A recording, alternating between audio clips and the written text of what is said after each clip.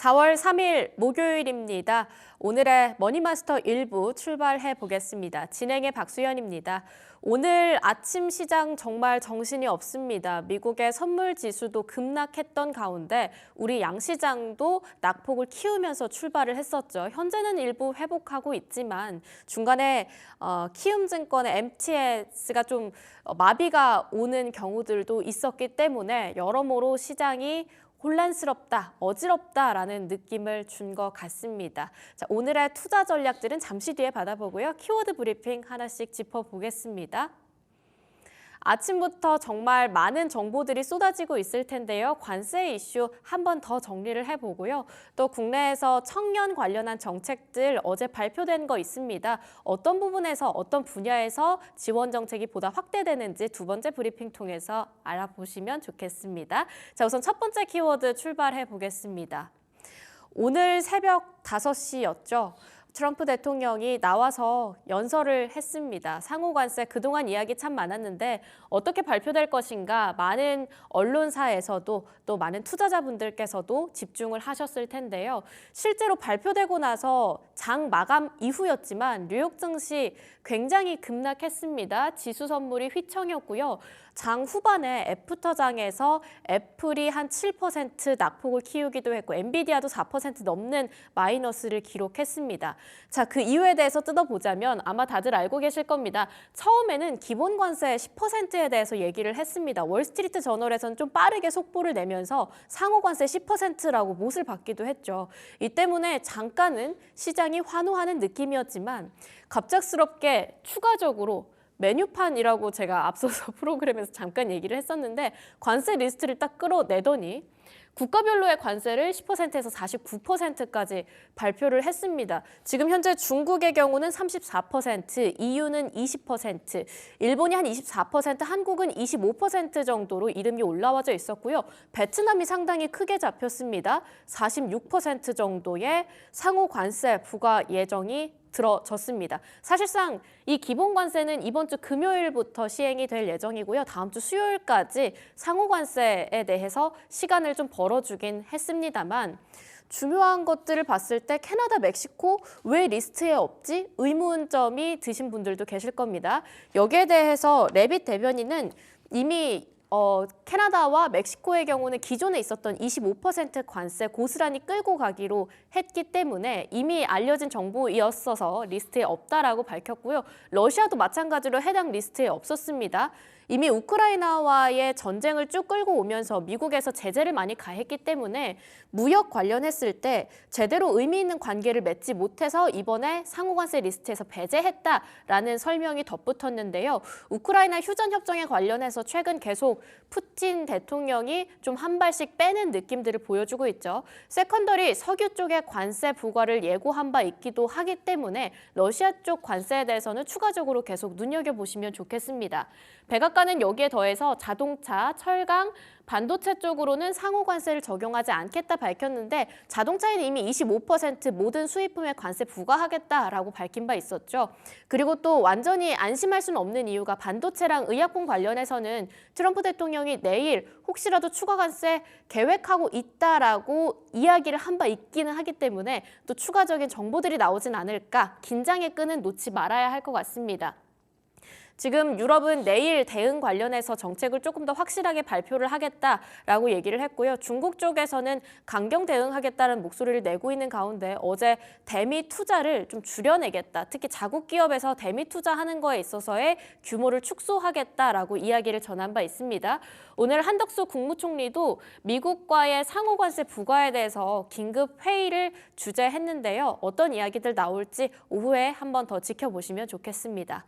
자, 두 번째 키워드 함께 챙겨보겠습니다. 정부가 올해 한국의 청년들을 위해서 총 28조 원 규모의 정책을 진행하기로 했습니다. 어제 한덕수 권한대행은 서울 마포구 쪽에서 상암동이었죠. 15차 청년정책 조정위원회를 주재하고 이 안에서 다양한 계획들을 함께 이야기 나눴는데요.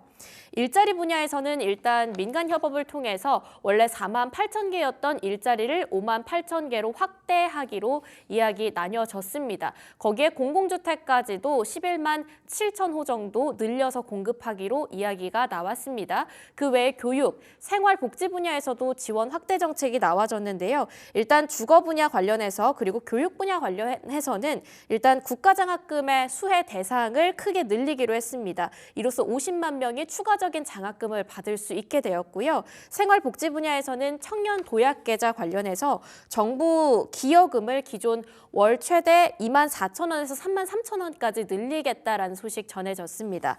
거기에 더해서 장병 내일 준비적금에서도 월 40만 원이었던 것을 55만 원으로 추가 확대하기로 지원금 정책이 나왔습니다. 이 부분도 함께 알아보시죠. 자, 시장 안에서 움직이고 있는 섹터들 하나씩 살펴보겠습니다. 우선 첫 번째로 자동차 관련주들의 낙폭이 좀 크게 나타났습니다. 현대모비스 3%, 코리아FT나 서현 이와 같이 부품주들 단에서의 투심 악화가 나타났고요. 금호타이어 또는 HS 효성 첨단 소재처럼 타이어 관련주들도 상당히 짙은 파란빛을 보여줬습니다. 금호 타이어 같은 경우는 생산 공장이 미국에도 있지만 중국이나 베트남에도 두고 있습니다. 특히 중국과 베트남 쪽에 이번에 상호관세 비율이 상당히 높게 책정됐기 때문에 이 부분에 조금 더 큰 영향을 받고 있는 것 같습니다. 그 다음 섹터로 반도체 관련주도 함께 살펴볼까요? 오늘 삼성전자, SK하이닉스 낙폭 키우면서 출발했습니다. 삼성전자는 5만 7천 원대, SK하이닉스도 19만 원대까지 해서 벗어나지 못하고 있는데요. 그 외에도 LG 이노텍, 애플이 상당히 크게 많이 꺾였습니다. 중국 쪽의 매출이 큰 편이기 때문에 영향을 더욱더 크게 받은 것 같은데 5% 하락하고 있습니다. 최근 LG 이노텍 일주일 내내 내림세 이어가고 있는데 어제도 4% 정도의 하락세를 연출했었거든요. 막심한 피해가 좀 보여지고 있는 것 같습니다. 그 외에도 인쇄 회로기판 쪽 삼성전기까지도 6% 파란불을 켜고 있습니다. 자, 투자 전략 하나씩 고민해 보시죠. 3% 공략주로 출발해 보겠습니다.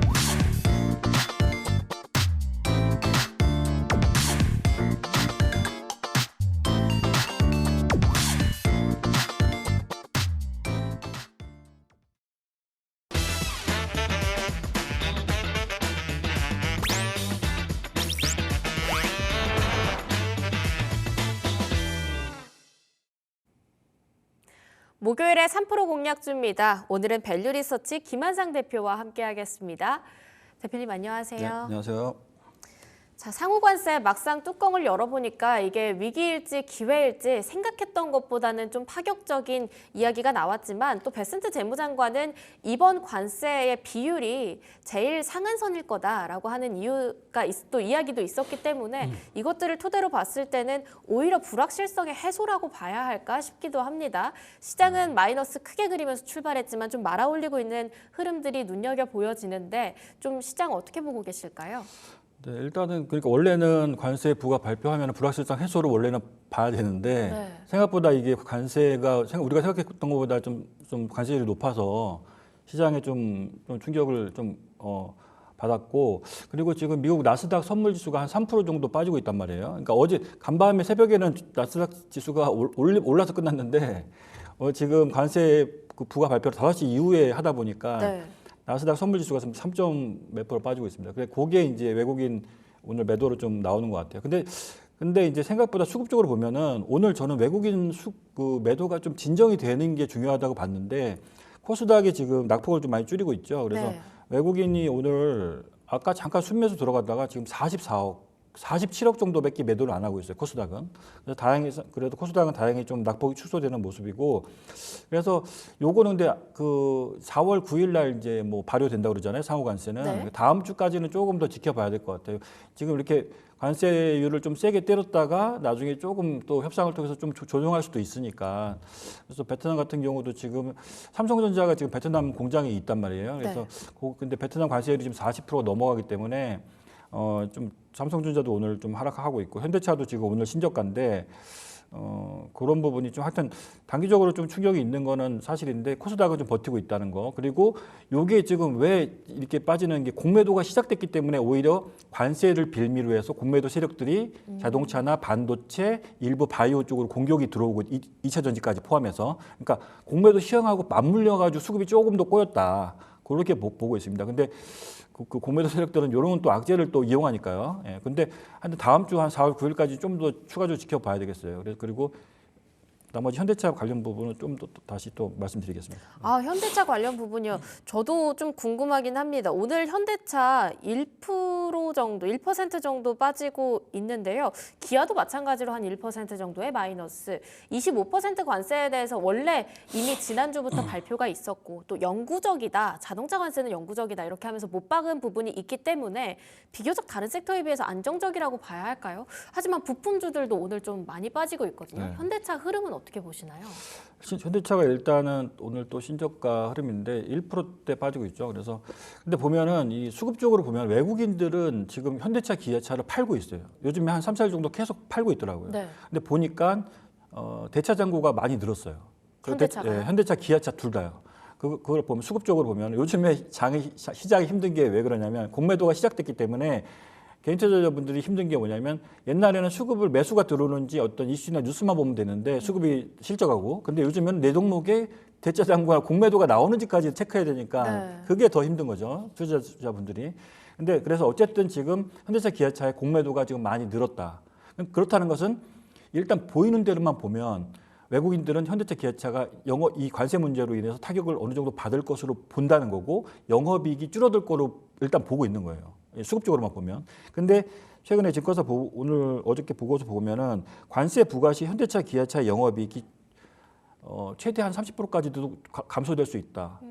그러면 이거 10조 벌던 회사가 한 7, 8조 매도로 순이익이 떨어진다는 거거든요. 그렇기 때문에 외국인들은 그거를 노려서 좀 매도가 좀 나오는 것 같아요. 근데 아까도 말씀드렸듯이 현대차만의 문제는 아니다. 이 폭스바겐 그룹이나 도요타, 그리고 메르세데스 벤츠, 어차피 다 미국에서 다 자체적으로 다 만들 수는 없는 거거든요. 네. 그러니까 이거는 모든 자동차 회사들의 공통적인 문제이기 때문에 여기서 이제 좀 더 지켜봤으면 좋겠어요. 일단 많이 낙폭과대한 건 사실인데, 수급적으로는 외국인 기관, 특히 외국인들이 공매도 공격이 들어왔다. 그거는 영업이익이 좀 줄어들 것을 좀 예상하고 좀 공매도 쪽이 매도가 들어온 거다. 근데 그 부분은 어쨌든 협상을 통해서 조금 더 조절을 할 수가 있기 때문에, 이게 완전히 확정은 아니기 때문에 또 언제든지 또 트럼프가 또 조절할 수 있기 때문에 네. 일단은 낙폭 과대한 상태는 맞고, 일단 실적이 어쨌든 영업이익은 좀 확실히 올해 이렇게 된다면 영업이익은 확실히 줄어들 것이다 봅니다. 근데 미국 그 사람의 입장에서도 보면, 미국 그 자동차를 구매하는 사람들 입장에서 보면은 이 차값이 1,500만 원 정도 올라간다고 그러잖아요. 그러니까 이런 걸 누가 좋아하겠습니까? 그래서 이 자동차 가격이 올라가고 이 물가가 올라가면 미국도 분명히 타격이 있습니다. 미국도 지금 만약 이렇게 진짜 상호 관세를 이렇게 오늘처럼 이렇게 발표한 대로 때리면 미국의 GDP가 한 4% 정도 감소할 수도 있다. 뭐 이렇게 발표도 나오고 있어요. 그래서 저는 개인적으로는 이렇게 완전히 오늘 발표한 것처럼 정확하게 이렇게 하지는 못할 거라고 생각하는데, 물가도 많이 오를 것이고, 네. 자동차 가격이 1,500만 원 이상 오르면 상당히 뭐 미국 사람들도 힘드니까, 그래서 이런 부분은 좀 다음 주까지 좀 더 지켜봤으면 좋겠어요. 예. 다음 주까지 일단 추가적으로 나오는 이슈에 기민하게 대응을 할 필요는 있을 것 같은데요. 중요한 건 우리가 그때까지 손을 막연하게 떼고 있는 것도 방법이겠지만, 어느 정도의 수익을 예상을 해본다고 한다면 공략해볼 섹터도 조금은 저희가 모아봤으면 좋겠는데요. 최근 움직였었던 게 엔터주 쪽이었습니다. 관세 무풍지대라고 해서 그나마 엔터 쪽으로 수급이 들어오는 느낌이었는데, 오늘도 마찬가지로 엔터주는 흐름이 좋아요. 그렇게 해서 봤을 때 저희가 다음 주까지 약간은 비를 피해간다라고 한다면 관세에 비교적 좀 버틸 수 있는 섹터 어디 있을까요? 그렇죠. 이제 관세에 비교적 상대적으로 우려감이 덜하고 좀 우려감이 덜한 섹터가 분명히 있습니다. 네. 예를 들어서 이제 그 K 뷰티 쪽하고 K 미용 의료기기 쪽. 미용 의료. 예, 미용 의료기기 쪽. 그러니까 좀 CG로 잘 나오고 있는데 지금 K 뷰티, K 푸드 이쪽은 지금 최근에 보시면 어저께 SPC 삼립이라는 회사가 네. 10% 올라가서 신고가 갔습니다. 예, 빵 만드는 삼립이라는 회사가 이 장이 안 좋은데 신고가 갔어요. SPC 삼립은. 그리고 어저께 K 뷰티의 K 뷰티 미용 의료기기 대표 주자죠. 클래시스가 어저께 또 신고가 갔어요. 6만 원 넘었어요 지금. 그래서 실리콘투도 흐름이 실리콘투도 좋습니다. 어저께 올랐죠. 예.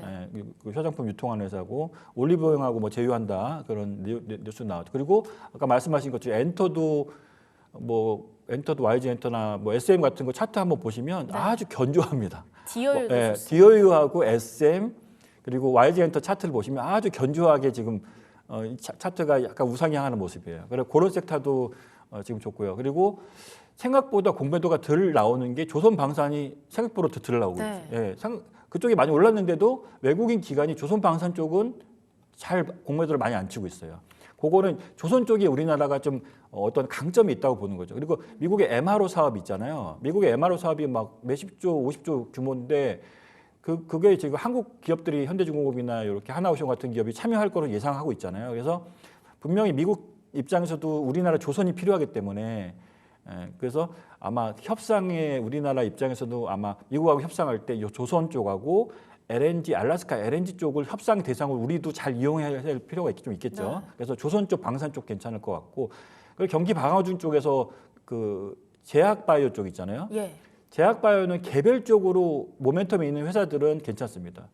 오늘 아까 오전에 잠깐 봤는데 알테오젠도 아까 플러스 나누는 거 봤거든요. 제가 저번 주에 알테오젠 얘기 드렸잖아요. 근데 알테오젠도 지금 아까 보니까 약간 플러스 나던데 그래서 알테오젠 같은 데서 개별 이슈 모멘텀이 있고 뭐 그런 회사들. 그래서 리가켄바이오도 네, 좋습니다. 리가켄바이오도 오늘 지금 2% 정도 빨간 알테오젠도 오늘 약간 0.1% 오르고 있네요. 그리고 리가켄바이오도 2% 정도 올라오고 있고 그래서 SM도 2% 정도 올라오고 있고 이게 오늘 대표적으로 관세에 좀 그런 겁니다. 그래서 왜냐하면 우리가 아픈데 관세 때문에 아픈데 약을 먹어야 되는데 관세 때문에 안 먹을 수는 없잖아요, 그죠? 그래서 약간 경기 방어적인 제약바이오, 근데 제약바이오 중에서도 성장 스토리가 있는 회사들은 괜찮다. 근데 제약바이오에서도 셀트리온이나 이렇게 CDMO 쪽 하는 회사들은 지금 오늘 또 뉴스 나왔잖아요, 이렇게.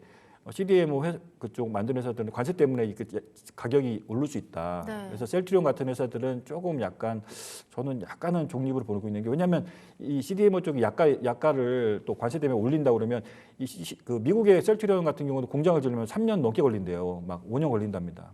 그러니까 그래서 셀트리온이 아마 1년치 재고를 확보한 것 같긴 한데 그런 쪽보다 그러니까 그쪽 CDMO 쪽보다는 신약 알테오진이나 이렇게 플랫폼 기업들, 리가켄바이오 플랫폼 기업들 그쪽을 좀 보시면 좋을 것 같아요. 성장 스토리가 있는 회사들. 네. 방금 그 조선방산 옆에 전력도 들어가 있었는데요. 전력 쪽에서는 저희가 어떤 걸 기대해 볼 수 있는 건가요? 전력 쪽도 지금 일론 머스크가 계속 오늘도 또 얘기했잖아요. 일론 머스크 전력 변압기 부족하다. 근데도 생각보다 이제 LS 일렉트릭 같은 차트 보시면 지금 차트가 깨졌습니다. 그죠? 차트가 오늘 차트 보시면 완전히 지금 이렇게 하락으로 전환이 됐어요. 네, 오늘 효성중공업도 5% 마이너스 키우면서 출발을 했습니다. 그리고 그러니까 지금 외국인 기관 입장에서 저는 그러니까 저기서 조선 방산 쪽은 제가 말씀드렸는데 전력은 제가 얘기 안 드렸잖아요. 그게 보면은 차트가 지금 다 무너져 있고 네. LS 일렉트릭 같은 경우도 원래는 이게 미국 쪽으로 지금 수출이 많이 늘어나는 기업인데 LS 일렉트릭의 문제는 뭐냐? LS 그룹의 문제는 뭐냐면 이 지배주주 그 최대주주 리스크가 있잖아요. 네. 그 CEO 리스크 그 중복 상장 문제가 LS 그룹에 있어요. 이게 분명 LS의 자회사들이 상장하는 기업들이 워낙 많거든요. LS하고 LS 일렉트릭의 자회사들이 상장하는 비상장 전력 회사들이 많이 있습니다. 근데 그런 회사들을 혹시 상장하면은 또 이게 주주 가치 훼손하는 거잖아요. 그래서 그쪽은 실적은 좋지만 주주 가치를 훼손하는 기업들은 저는 조금 안 좋게 보기 때문에 그쪽은 좀 전력기기 중에서 차라리 뭐 일진전기나 이런 쪽은 좋게 봅니다. 예. 근데 LS 쪽은 좀 최대주주 리스크가 있기 때문에 조금 그런 부분이 있겠습니다. 예. 네. 이번에 관세 관련해서 일본은 어떻게 대응할 것인가, 중국과 EU 또 멕시코와 캐나다에서는 어떤 일이 나올까 굉장히 시장은 많이 주목하고 있는데요. 한국은 여기에서 어떻게 대응을 해야 할까? 사실 좀 난감할 것 같습니다. 그리고 당장 내일이죠. 윤석열 대통령의 탄핵 선고 관련한 결과가 나오게 될 텐데 좀 이런 것들에 대해서는 어떻게 대응을 해야 할지 저희가 전략을 세울 수가 있을까요? 일단 내일 그 11시 헌재 탄핵 선고도 상당히 중요합니다. 네. 왜냐하면 우리가 그 헌재가 탄핵 선고한다고 4월 4일 날 발표했을 때 갑자기 투자 심리가 살아나면서 외국인 기관들이 매수가 들어왔거든요. 코스닥 쪽으로 해서. 그래서 수급이 갑자기 좋아졌단 말이에요. 근데 이제 4월 4일 날 뭐 어떤 결과가 나올지 모르지만 내일 결정도 중요하겠죠. 그래서 내일 만약에 인용이 나온다면 오히려 주식 투자자 입장에서는 인용이 나오는 게 좀 더 유리하지 않을까 생각됩니다. 왜냐하면 인용이 나오면 어쨌든 뭐 새로운 정권에 대한 기대감이 있기 때문에 또 새로운 또 투자 심리가 좀 살아날 수가 있거든요. 네. 그래서 정치적인 뭐 그거랑 무관하게 어쨌든 투자자들 개인 투자자 입장에서 조금 인용 쪽이 주식 투자 환경 자체는 새로운 정권에 대한 기대감이 또 부풀어 오를 수 있기 때문에 그쪽은 좀 그리고 외국인 기관들이 갑자기 또 쇼커버링이 들어올 수 있습니다. 예. 예, 그렇기 때문에 그거 내일 11시에 한번 지켜보시면 좋을 것 같아요. 예. 네, 내일 11시에 또 추가적인 이슈들 지켜보고요. 오늘 정말 시장 혼란스러운 것 같습니다. 오늘의 시장 딱 한마디로 표현을 해본다면 어떻게 일축할 수 있을까요? 일단은 반등이 나와야 되는 시점인데 그게 조금 한 타임 미뤄진 것 같고요.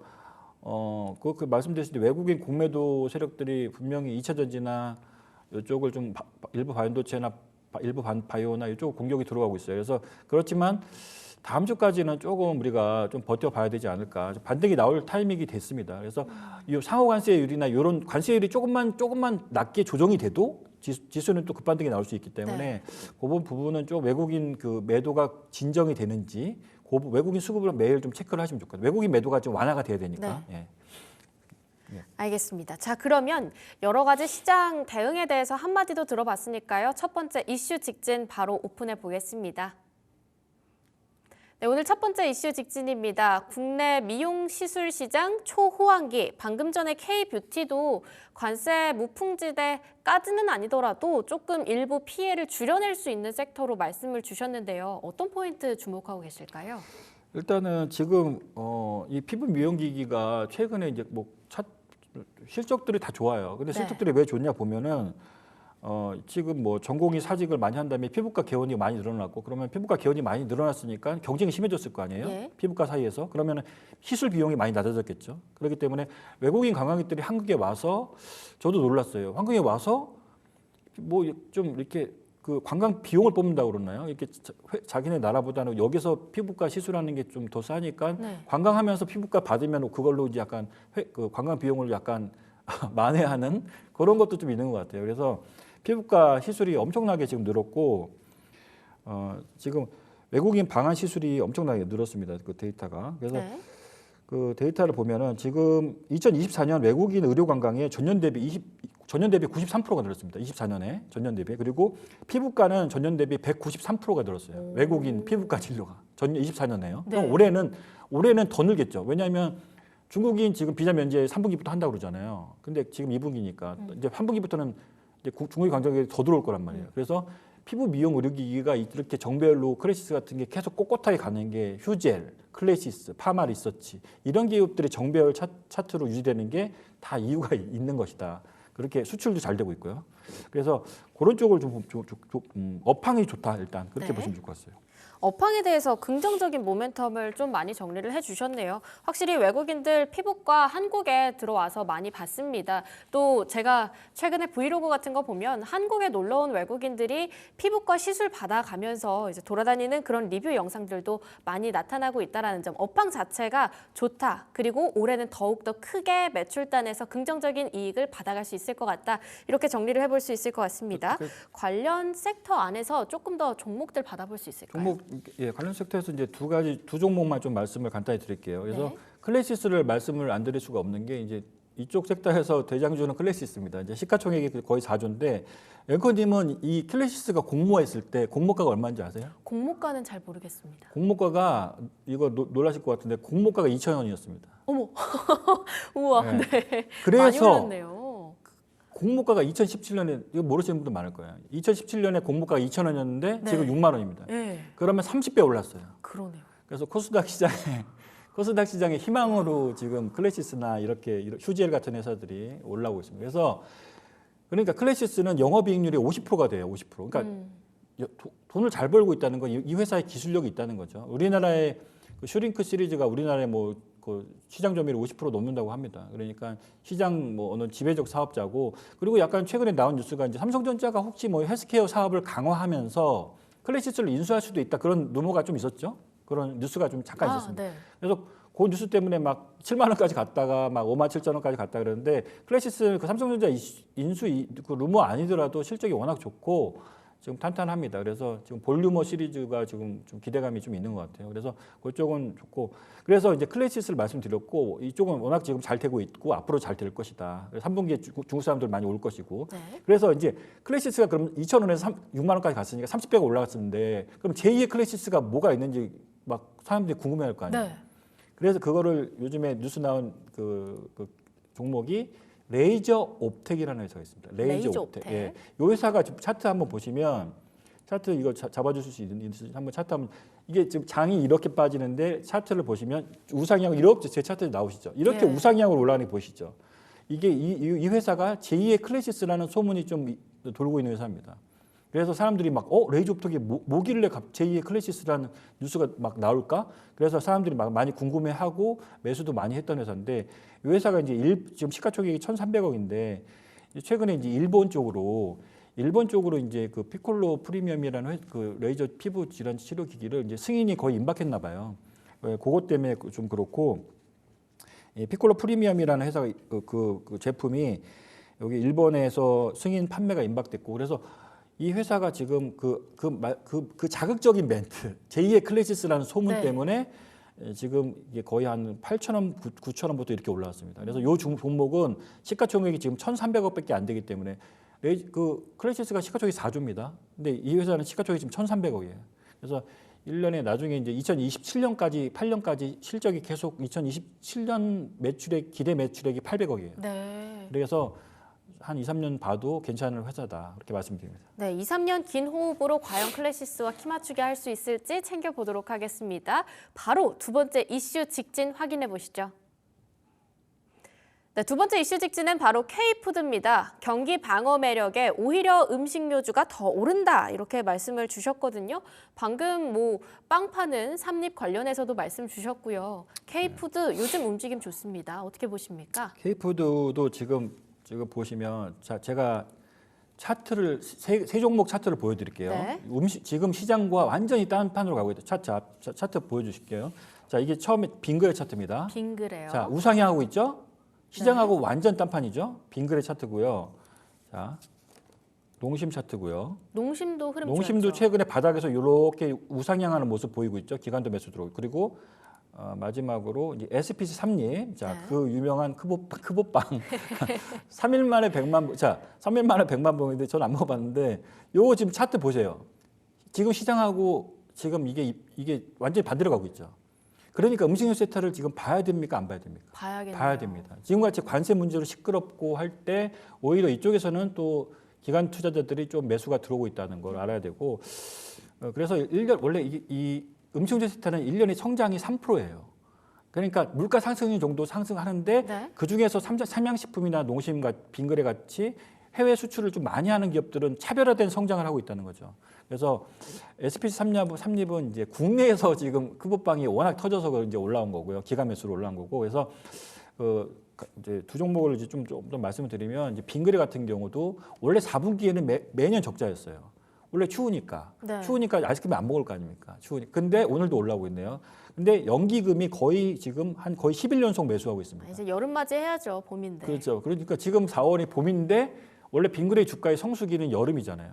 그러니까 지금 국민연금도 지분율을 5%에서 6%로 늘렸습니다. 근데 더 늘릴 것 같아요. 지금 11연속 매수하고 있고, 그래서 이 종목은 1년에 한 1,000억 정도 버는데, 시가총액이 지금 6천억이 안 돼요. 1년에 1,000억 버는데 시가총액이 6천억이면은 5,800억이면 퍼가 5.8배입니다. 네.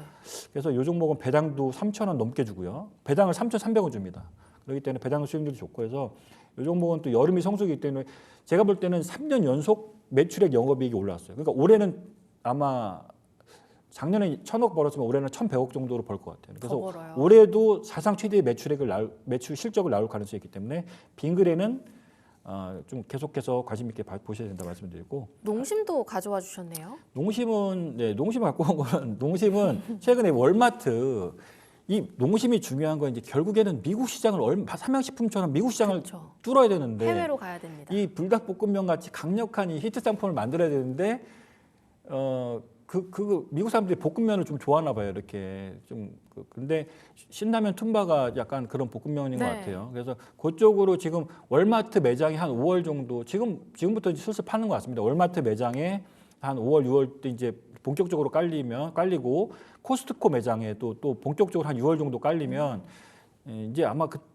그 신라면 툰바가 또 소문이 나면은 또 한 2분기 정도에는 또 매출이 더 가파르게 올라갈 수 있겠죠. 그리고 농심도 지금 부산에 수출 공장을 지금 만들고 있어요. 지금 그래서 수출 전용 공장을 따로 만들었습니다. 그래서 농심도 지금 개별 재무제표 매출액 기준으로 만약에 개별 재무제표 매출액이 2조 7천억이면 1조 3천억이 해외 매출이에요. 그러니까 벌써 매출액의 50%가 이제 해외 수출로 이제 바뀌고 있단 말이에요. 원래는 40%인데 계속 수출 비중이 계속 50%까지 늘어나고 있습니다. 그래서 농심도 나중에 삼양식품처럼 이렇게 좀 더 좋은 주가가 날 수 있다는 것을 좀 알아주셨으면 좋겠어요.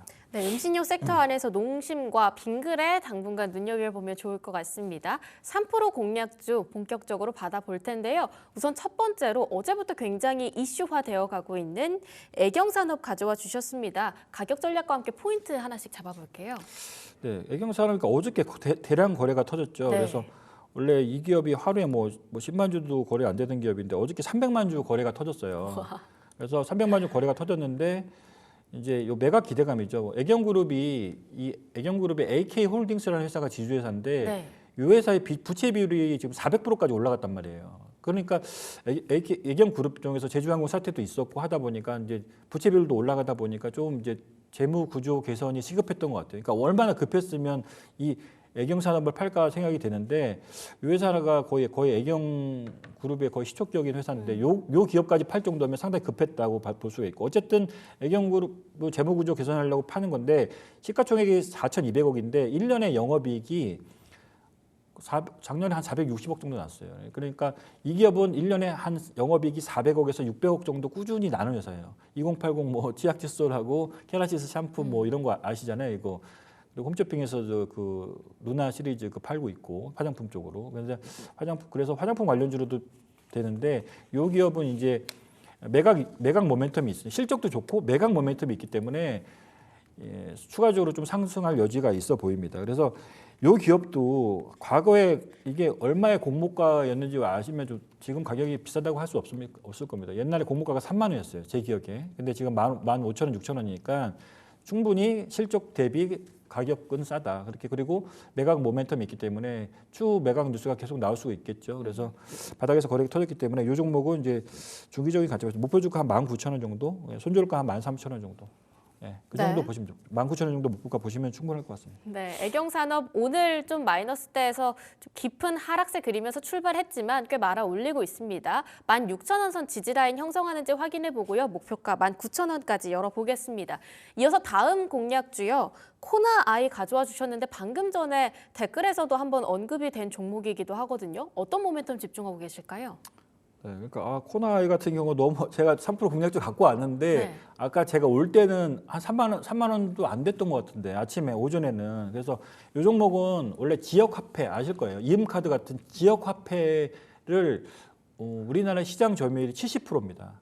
그래서 과거에 이제 경기도 지역 화폐에서 엄청나게 이제 성장을 하고 돈을 번 회사예요. 그래서 우리나라 지역 화폐 그 시장의 70%니까 그러니까 이 지역 화폐 그 매출 규모가 커질수록 그 수수료를 먹는 사업 구조란 말이에요. 선불 카드로. 그래서 이 기업도 상당히 실적이 좋아서 갖고 왔는데 이 기업의 실적이 뭐 1년에 작년 실적이 한 300억 정도 나왔던 것 같아요. 지금 보시면은 그런데요, 대표님. 코나아이 목표가를 3만 원으로 가져와 주셨는데 아니죠. 33,000원이에요. 정확히 네, 33,000원 가져와 주셨는데 현재 목표가를 이미 달성을 해버렸습니다. 18% 급등을 해서요. 혹시 추격 매수를 할까요? 아니면 아니죠. 기다려볼까요? 그러니까 어저께 종가가 28,200원이었어요. 네. 그래서 제가 오늘 아침에 원고를 보낼 때 어저께 이제 새벽에 원고를 보냈는데 그때는 33,000원 정도를 목표가를 했는데 네. 요거는 제가 말씀을 정확하게 드립니다. 3만 원을 기준해서 3만 원 이하로 좀 3만 원 아래에서. 3만 원을 기준선을 잡고 3만 원을 기준선을 잡고 3만 원 이하에서 웬만하면 좀 하셨으면 좋겠어요. 오늘처럼 이렇게 갑자기 오를 줄 몰랐는데 하여튼 실적은 아주 좋습니다. 1년에 300억 정도 순이익이 나는 회사예요. 그래서 좀 추가적인 또 뭐 이게 정부 정책주가 되겠죠. 이런 종목들은 이제 지역화폐 사업을 하니까 정부 예산이 늘어나면 수수료가 많이 발생하니까 이런 기업들은 좀 조정시 매수 관점으로 보시고 하여튼 3만 원 이하에서 좀 사셨으면 좋겠어요. 한번 아마 변동성이 심할 겁니다. 네, 아쉽게도 새벽에 원고를 전달해 주시다 보니까 코나이 종목 자체는 상당히 좋게 봐주셨는데 3만 원대 아래에서 접근해보는 전략으로 끌고 가보겠습니다. 오늘 남아있는 오후장은 결국 외국인의 매수세에 가장 집중해보는 게 좋을까요? 외국인 매도가 좀 진정이 돼야 되고 지금 오늘 코스닥에서 지금 한 280억 정도 매도가 나오고 있고 지금 선물 매도는 1,700억이니까 생각보다 많지는 않아요. 네. 오늘 선물 매도 1,700억이니까 외국인 매도가 좀 진정이 돼야 되는데 이제 아까도 변수가 하나 더 생겼죠. 관세 말고 공매도 외국인 공매도 세력들이 어떻게 이제 포지션을 취할 것인가가 중요합니다. 이제 이 결국에 투자는 단기적으로는 수급과 실적 싸움이에요. 근데 길게 봤을 때는 결국에 투자 심리가 상당히 중요합니다.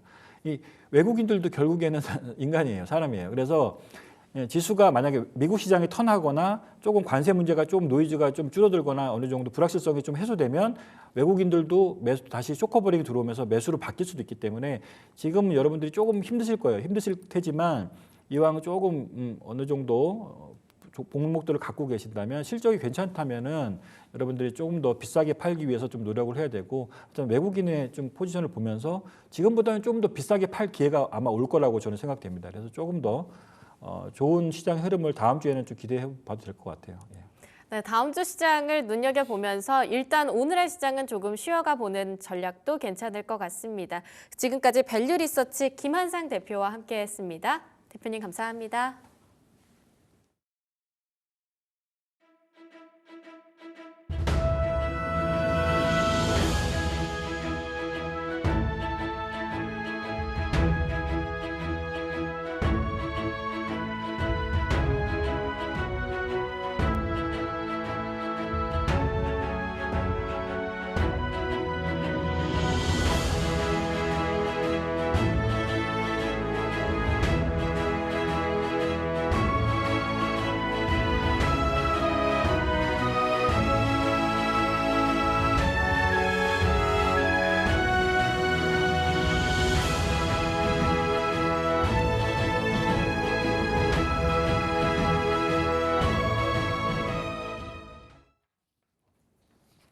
네, 금쪽 같은데 주식 출발해 보도록 하겠습니다. 오늘은 또 특별하게 퍼스트 프라임 리서치 손여로 팀장과 함께하도록 하겠습니다.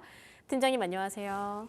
안녕하십니까. 방금 전에 저희 프로그램 열기 전에 딜사이트의 금쪽이라고 스스로를 소개하셨는데 오늘 어떻게 프로그램 진행하실 예정이실까요? 네, 뭐 금쪽이가 지금은 조금 말썽꾸러기처럼 보이지만 이제 될성분은 떡닉이다라고 볼 수 있잖아요. 네. 그래서 굉장히 좀 제가 딜사이트에서 방송한 지 한 7달밖에 안 된 루키이기 때문에 잘 모르실 텐데 제가 우리 시청자분들께 좋은 투자 인사이트랑 오늘 또 금쪽이 코너니까 또 종목 상담하는 코너 아니겠습니까? 시장 진단과 종목 진단까지 좀 동시에 드릴 수 있는 금쪽이가 되어 보겠습니다.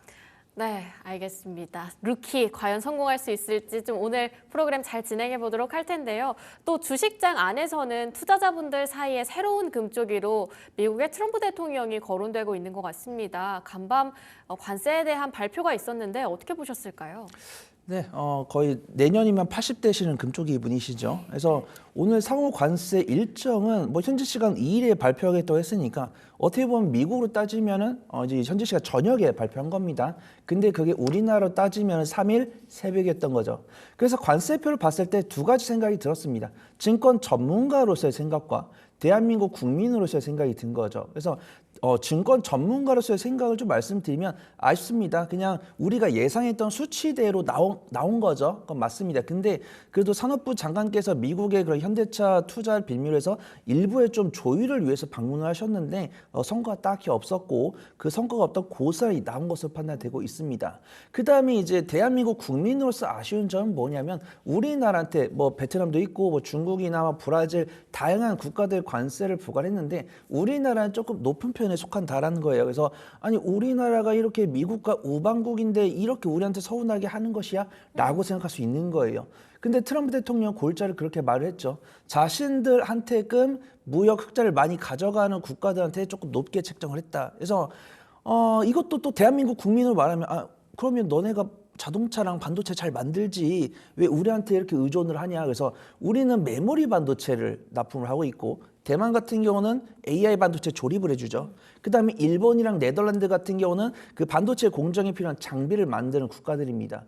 그러면 미국이 잘했으면 됐어요. 근데 우리가 관세 이야기를 할 때 관세 무풍지대다라고 평가하는 섹터는 공통점은 미국이 잘 못하는 섹터입니다. 그래서 미국이라고 하더라도 조선이나 반도체 전력 설비 이쪽은 잘 못해요. 근데 자신들이 못함에도 불구하고 관세를 부과한 데이터가 공개가 됐기 때문에 저는 불확실성의 제거다라고 보고 있고 아쉬운 것은 있습니다. 근데 단기적인 관점으로 하루 이틀의 영향은 가겠지만 아무래도 우리나라 바닥 시장은 아마 내일 오후나 다음 주 중에 좀 잡히지 않을까 개인적으로 판단하고 있습니다. 네, 조금은 앞으로 더 나아지지 않을까 불확실성이 제거됐다라고 봐주셨는데 일단 오늘 시장은 상당히 공포에 떤 채 출발을 했습니다. 외국인의 매도세도 상당히 강요를 했고요. 하지만 또 보면 말아 올리는 것 같기도 하고요. 이게 오후장까지 다 진정이 될지 모르겠습니다. 혹시라도 더 추가적인 낙폭이 키워질 수도 있고 이런 상황 속에서 지금 시장은 이 상호관세 여파에 대해서 어떻게 반응하고 있는 것 같으세요? 네, 있는 그대로 반응을 하는 것 같습니다. 제가 또 이렇게 시장을 진단해 드릴 건데 증권 전문가의 뷰랑 대한민국 국민의 뷰로 해드릴 거예요. 자, 지금 보면은 코스피랑 코스닥이 마이너스 1.69%, 마이너스 0.89%를 하락을 보여주고 있는데 전략 후강의 장세가 나오고 있습니다. 근데 우리가 공부를 하신 분도 아시겠지만 하락을 만회하기 위해서는 수익이 약 1.6배, 1.7배가 나와야 돼요. 그래서 시장이 3% 밀리면 반등이 6%까지는 아니더라도 4에서 5% 나와야 된다는 겁니다. 근데 낙폭은 3%인데 반등은 1.5% 나오면은 데드캣 바운스라는 거죠. 그래서 하락에 대한 추이가 꾸준하게 나오고 있는 것이고 상승은 꾸준하게 상승을 물고 나오지 않지만 하락은 하락을 물고 나옵니다. 그럼 하락이 언제 나올까요? 우리가 정말 국내 시장 못 해먹겠네 이런 이야기가 나올 때죠. 그래서 그런 초점은 우린 보통 개인 투자분들 투매를 보고 판단합니다. 그 다음에 지금 외국인의 순매도가 많이 나온다고 말씀하셨고 기관 순매도 나오고 있는데 여기서 또 기관 멍청이라고 욕을 하시는 분도 계실 거예요. 왜냐면 어제 기관 순매수가 들어왔거든요. 기관 순매수가 들어왔는데 오늘 기관 순매도 나오기 때문에 이 기관들은 잘못한 거 맞죠. 차라리 어제 순매수 했으면 오늘도 순매수를 해야 되는 겁니다. 근데 제가 기관이 정말 바보다라고 말씀드리지 않는 이유는 매도는 뭐 7천억, 8천억 했는데 매수는 1천억, 1,500억을 했기 때문에 그들은 그들의 투자 원칙대로 하는 거예요. 외국인과 기관들은 매도는 강하게 하지만 매수는 신중하게 합니다. 그래서 기관이 어제 그저께 7천억을 매도해놓고 어제 1,500억을 살 때 저는 기관은 할 일 했다라고 평가를 했을 거예요. 근데 오늘 관세 뉴스가 나왔을 때 기관이 연기금을 필두로 해서 조금 매수를 해줬으면 좋겠는데 순매도로 간다는 것은 기관 투자가들도 자신의 어떤 자금을 지키는 어떤 좀 분산 투자하는 관점에 이것 좀 또 틀렸다라고 보고 있고 외국인 투자가들 순매도가 많이 나오고 있는데 이 순매도가 전기전자랑 운송장비에서 많이 나오고 있습니다. 그래서 내가 만약에 지금 방송 시청하시는 분들 중에서 내 포트의 절반이 완성차랑 반도체에 들어있습니다 라고 하신 분들은 욕하셔도 돼요. 근데 지금 방송 시청하시는 분들의 대부분 포트폴리오는 제약바이오나 2차전지나 아니면 AI 소프트웨어나 이런 쪽이 있을 거란 말이죠. 그래서 지금 방송 시청하시는 분들 중에 욕 안 하신 분들 안 계실 거지만 이만큼이나 욕을 해도 될까? 이런 부분들 없다라는 것입니다. 그 다음에 4월 1일 같은 경우 현물 매도가 많이 나왔는데 2일과 3일 같은 경우 공매도가 이제 포함이 많이 돼 있어요.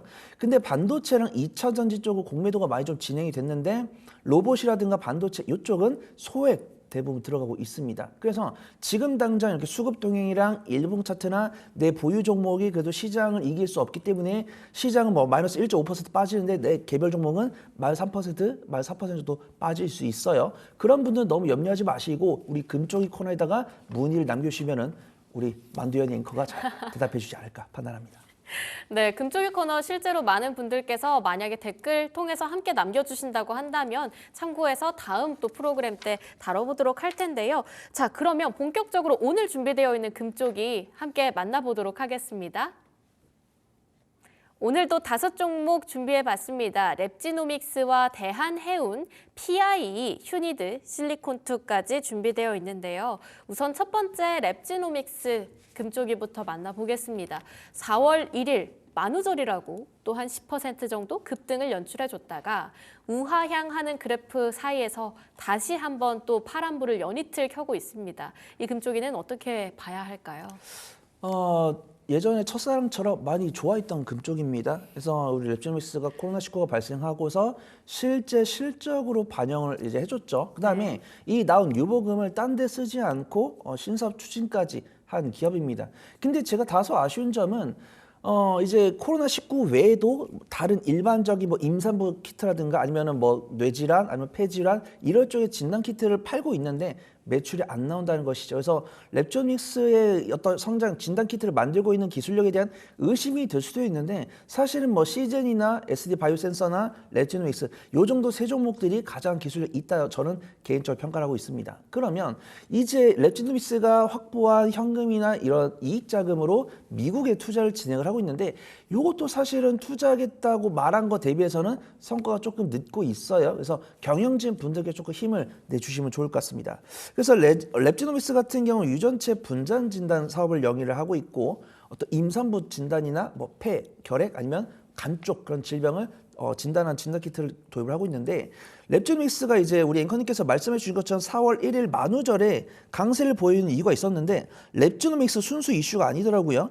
그 랩지노믹스랑 협업을 하고 있는 기업이 이 진단 키트 사업을 하는 데 있어서 유전자 가위 기술을 도입을 했다. 이런 기술력을 주목받으면서 랩지노믹스가 그 관계사이기 때문에 부각받는 모습이고 랩지노믹스라고 검색을 해보시면 클리어랩이라고 합니다. 근데 클리어랩이 회사 이름은 아니에요. 그래서 클리어랩, 그러니까 깨끗한 연구소다라고 볼 수 있는데 미국에는 연구소가 있는데 그 미국의 어떤 기준을 만족한 연구소는 진단 키트를 테스트할 때 FDA 승인을 안 받아도 된다라고 되어 있습니다. 그래서 이 랩지노믹스가 이 클리어랩을 많이 확보하면 확보할수록 미국에 대한 공략 가능성이 높아진다라고 볼 수 있는 거죠. 근데 가장 중요한 것은 저는 어떤 드라이빙을 걸기 위해서는 실적이 나와야 된다라고 판단을 하고 있고 안타깝게도 외국인과 기관의 수급이 좀 보수적으로 들어오고 있기 때문에 너무 높은 평점은 주기 어려울 것 같다. 그렇게 좀 말씀드리도록 하겠습니다. 그러면 호감도 저희가 상승 여력과 함께 받아볼 수 있을까요? 별 몇 개예요? 네, 일단 호감도 같은 경우 제가 또 생긴 것과 다르게 마음이 여립니다. 그래서 매몰차게 말을 못해요. 그래서 일단 별을 2개 드리고 그 다음에 상승 여력도 제가 20% 말씀을 드리도록 하겠습니다. 일단 보유하신 분들은 지금 현재가로 정리를 하는 게 아니고 호재가 동반했을 때 그래도 단기적 움직임이 나오는 경우이기 때문에 슈팅이 나왔을 때 정리를 해보시면 좋을 것 같고 신규 매수하고자 하시는 분들께는 다른 종목이 충분히 많다. 그렇게 좀 말씀을 드리도록 하겠습니다. 네, 별을 2개 주셨는데 이게 좀 관대하게 준 거다라고 봤을 때는 사실상 비중 축소 좀 고민을 해보셔야 할 때가 아닐까 싶습니다. 두 번째 금쪽이 만나볼게요. 대한해운 준비되어 있는데요. 사실 STX 그린로직스, HMM, 다른 해운 관련주들과 비교를 했을 땐 차트가 상당히 많이 망가져 있다는 느낌이 들고요. 오늘 또 개파락 출발을 해서 계속 쭉 하락하고 있습니다. 대한해운 친구는 어떻게 다뤄봐야 될까요? 네, 그렇습니다. 앵커님께서 이제 해운주라고 하면 우리가 보통 6개, 7개 정도를 들 수 있죠. 근데 6개, 7개 정도 들 수 있는데 STX 그린로직스랑 HM이 특히 좀 차트가 좋은 것 같습니다. 근데 HM 같은 경우는 어떤 실적 이슈 있고 STX 그린로직스 같은 경우도 이 이슈에 강한 부각을 받는 경향이 있어요. 또 STX 그룹주다 보니까 조선이랑 방산 모멘텀도 같이 받는 모습입니다. 그래서 대한해운 같은 경우는 저는 보통 단기 트레이딩용으로 흥하해운을 많이 좋아하거든요. 근데 대한해운이라고 해도 뭐 실적이 그렇게 안 나오고 그런 종목은 아닙니다. 그래서 대한해운 같은 경우는 어떤 벌크선을 이용을 해가지고 어떤 원자재, 뭐 석탄이라든가 뭐 LNG 이런 것들 운반하는 벌크선 운임 사업을 영위하고 있고 벌크선 운임 사업을 영위하고 있기 때문에 우리가 상하이 컨테이너 운임지수 SCFI랑 건화물 운임지수 BDI를 보는데 BDI랑 좀 밀접하게 움직이는 경향이 있습니다. 근데 최근에 그 미국 동부에서 해운사들이 파업한다는 이슈 이후로 BDI 운임지수가 1,200불에서 약 1,400불까지 올랐는데 관련 종목이 낙수 효과를 얻지 않는 것을 봤을 때는 그만큼 이 종목을 바라보는 투심이 중요하다 그렇게 판단됩니다. 우리가 현대차랑 기아가 저평가 매도를 갖고 있는 것을 알았지만 어떤 관세 면제 혹은 인도 투자 이런 뉴스가 나왔을 때 주가가 추세가 전환되는 것처럼 대한해운 같은 경우도 실적을 봤을 때 그다음에 앞으로 보여줄 실적 추이를 봤을 때 이렇게 욕을 할 것은 없는 것 같다 그렇게 판단합니다. 그래서 대한해운 같은 경우도 지금 매출액과 영업이익과 당기순이익을 보면은 매년 견조한 추이를 보여주고 있어요. 그다음에 제가 말씀드린 대로 BDI 운임지수가 전년 동기 대비해서 올라가는 모습 보여줬기 때문에 대한해운 같은 경우는 올해 2분기나 3분기에 실적이 잘 나올 거다라고 보고 있고 대한해운 같은 경우도 업종포가 9점대인데 현재포가 3이고 12개월 선행포가 4.04이기 때문에 재무 가치로는 욕할 게 없다. 근데 이 종목을 바라보는 투심들이 관심이 없다. 그렇게 좀 요약을 해보도록 하겠습니다. 그러면 대한해운 금쪽이는 혹시 별을 몇 개 정도 주실까요? 네, 우선 저는 이게 당분간 1주, 2주 안에 올라갈 가능성이 없어 보이면 별을 그렇게 많이 후하게 주지 않습니다. 네, 대한해운을 문의 주신 분들께 죄송하지만 저는 원칙이 그렇습니다. 그래서 별 2개를 보고 있고요. 상승 여력 같은 경우는 랩티노믹스 20% 줬는데 그러게요. 대한해운은 30% 주도록 하겠습니다. 왜냐? 재무가 있기 때문이죠. 근데 상승 여력을 많이 못 준 이유는 외국인과 기관의 매수세가 안 들어오고 있기 때문입니다. 그래서 지금 보시면은 거의 한 달 가까이 외국인과 기관 순매도가 이어지고 있어요. 그래서 일단 대한해운을 보유하신 분들께는 일단 그래도 실적이 나온 안정적인 종목이니까 홀딩 의견 드리되 신규 매수를 원하시는 분들은 다른 종목 많다. 그렇게 좀 말씀을 드리도록 하겠습니다. 신규 매수는 조금 배제해둔 채 비중이 있다고 한다면 매도보다는 조금 홀딩해보는 전략으로 받아봤습니다. 이어서 그 다음 PI, 새내기주죠. 요즘 새내기주 자체가 약간 시장의 트렌드가 새내기주 쪽으로 가는 것 같아요. 그만큼 내가 공략해볼 만한 종목이 부족한 게 아닌가 싶기도 한데 PI가 좀 변동성이 상당합니다. 막 떨어질 때 8%, 9%, 오를 땐 또 10% 사람을 들었다 놨다 하는 종목이라 어떻게 보실지 궁금한데요. 네, 우리 투자 새내기 만두연이 앵커님의 명확한 분석이 아니었나 싶습니다. 제가 하려던 말을 정확히 해주셨어요. 일단 PI 같은 경우는 원래 본업은 2차 전지 쪽이었습니다. 2차 전지 AI를 이용한 검사 장비를 납품하는 기업이에요. 그래서 2차 전지가 그때는 이제 뭐 바닥을 다지면서 화재가 나오지만 LG 에너지 솔루션이 배터리 매너지 시스템 BMS로 인해서 독보적 기술력을 얻을 것이다. 이런 이야기가 나오면서 이제 PI가 2차전지 관련 종목 검사 장비 기업으로 상승을 했죠. 근데 이 PI 같은 경우는 이 AI 검사 장비를 배터리셀 3사에다 납품을 하고 있기 때문에 둥글둥글하게 수혜를 얻습니다. 그다음에 삼성 SDI 쪽 매출 비중이 높아요. 네. 그래서 지금 유리기판 관련 종목으로 강세를 보였는데 유리기판은 이제 SKC 라인이 있고 삼성이면 이제 삼성 전기 쪽이잖아요. 근데 이 PI가 삼성에 대한 매출 비중이 높다 보니까 삼성전기가 유리기판을 만들겠다고 했을 때 이 PI가 관련 종목으로 분류가 되면서 강세를 보였어요. 그다음에 이 검사 장비다 보니까 범용성이 좋습니다. 어떤 기술을 조금만 접목을 해도 다양한 범위에 쓸 수 있어요. 그래서 뭐 완성차라든가 뭐 2차 전지라든가 뭐 유리기판의 테스트 장비로 넣을 수 있다. 이런 가능성의 리포트가 종종 나왔습니다. 그다음에 이제 또 삼성 SDI랑 현대차 그룹이 로봇 배터리를 만든다는 뉴스가 나오면서 뭐 이제 뭐 SK온과 아니면 뭐 유일 로보틱스, 그다음에 뭐 LG랑 뭐 로보티즈, 그다음에 삼성 SDI 현대차 그룹일 때는 이제 뭐 PI 이런 종목들이 좀 관련 종목이 될 수 있다라고 보고 있는 것이죠. 그래서 어제 이틀 연속 양봉이 나왔는데 이동평균선을 시원하게 돌파하지 못하는 모습이고 일단 최근에는 외국인과 기관의 매도세가 나오다가 오늘은 외국인의 매수세가 들어오고 있으니까 앞에 나온 두 종목들보다는 조금 긍정적으로 말씀드릴 수 있을 것 같다. 그렇게 말씀을 드리도록 하겠습니다. 네, 비교적 천천히 호감도가 높아지는 것 같습니다. PI의 상승 여력 그리고 별은 얼만큼 받아볼까요?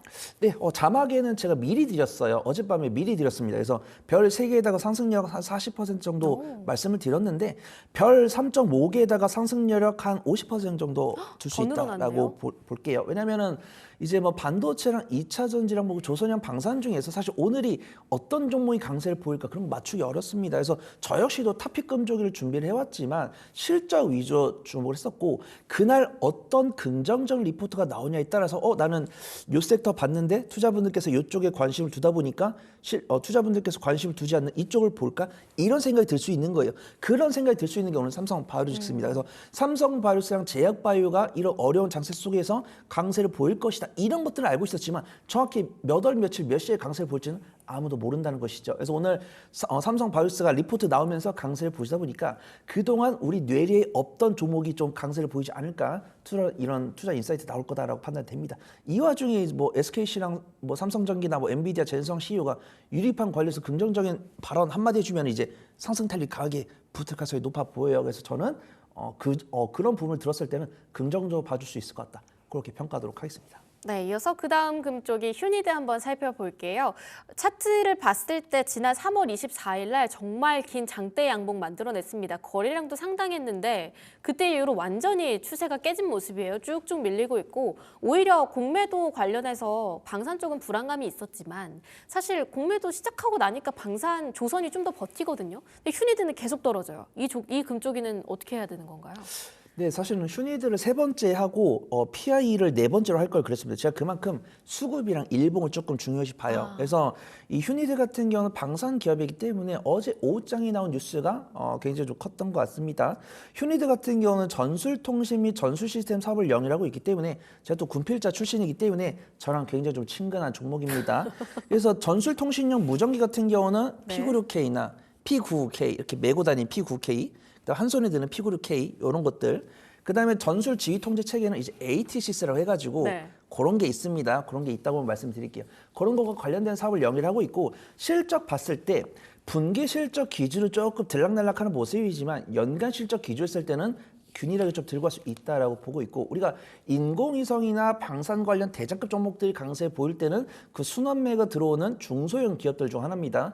뭐 인텔리안테크나 뭐 세트리가이나 아니면 이제 휴니드 이런 쪽 들 수 있고, 파버 뭐가 있었는데 갑자기 파이버 프로 이런 종목들이 이제 순환매가 들어올 수 있죠. 어제 파이버 프로 좀 강했거든요. 이제 뭐 파이버 프로 같은 경우 양자 모멘텀도 있으니까 그런 관점들이 있고, 휴니드 같은 경우도 이제 방위산업 기업이었는데 방위산업 관련 종목들이 어제 점심 이후로 좀 미끄러졌어요. 그래서 그 이유가 절충 교육에 대해서 미국에서 태클을 걸었다라고 합니다. 그래서 절충 교육이라는 게 뭐냐면 우리가 어떤 대금 이상으로 수출할 때는 이 부가적인 서비스는 이게 주는 거예요. 그래서 우리가 방위산업 이제 물품을 줬을 때 AS도 보통 우리가 비용을 받아야 되는데, 미국 입장에서는 우리가 방산 요만큼 샀으니까 요거에 대한 AS는 조금 무료로 해줘, 이런 거였는데 요것도 어떤 비관세 무역 전쟁 일환으로 보면서 조율을 하겠다, 이런 이야기가 나오면서 방위산업 관련 종목들이 어제 조선이랑 좋은 모습으로 같이 시작했는데,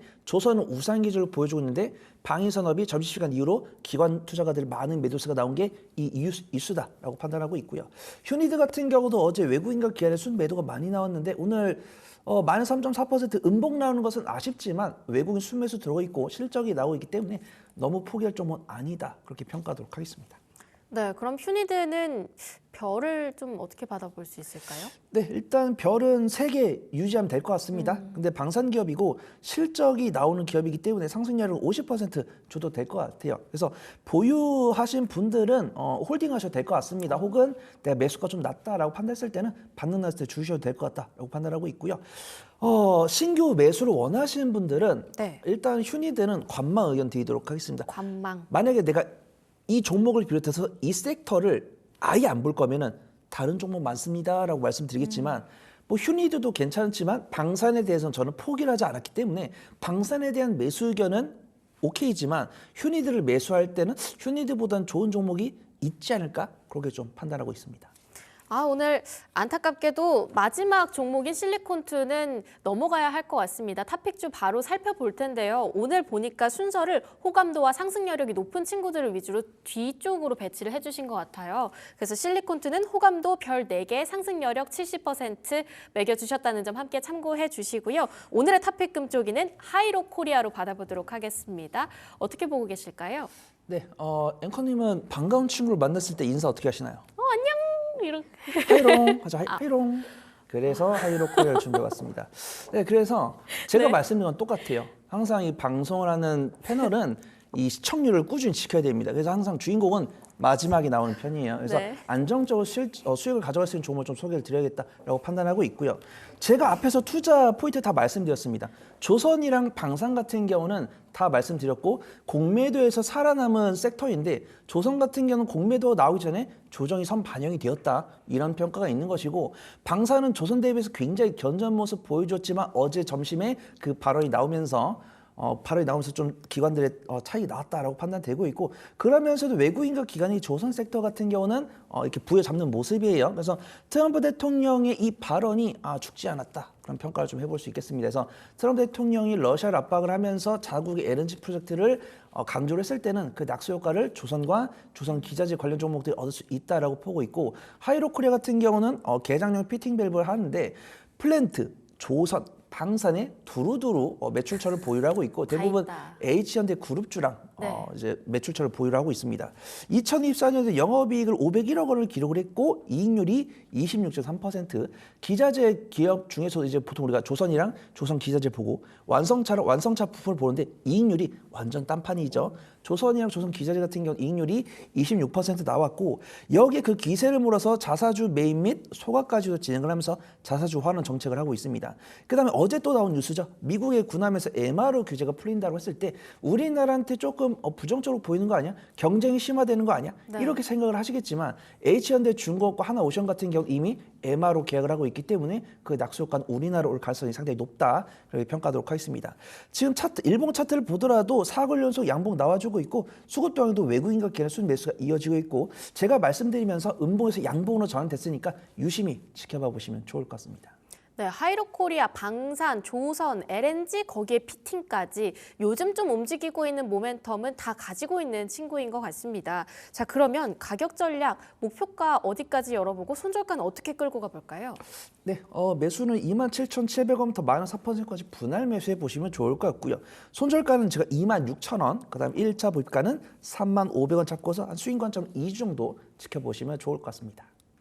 네, 오늘 시장에서 오후장 한번 여쭤볼 수 있을지 궁금합니다. 왜냐하면 지금 시장이 낙폭을 좀 줄이는 듯 했다가도 방향성을 못 잡고 있는 것 같거든요. 지금 코스피 1.18% 그리고 코스닥도 0.4에서 0.8%대에서 계속 횡보를 하고 있습니다. 오후장 어떻게 전망하실까요?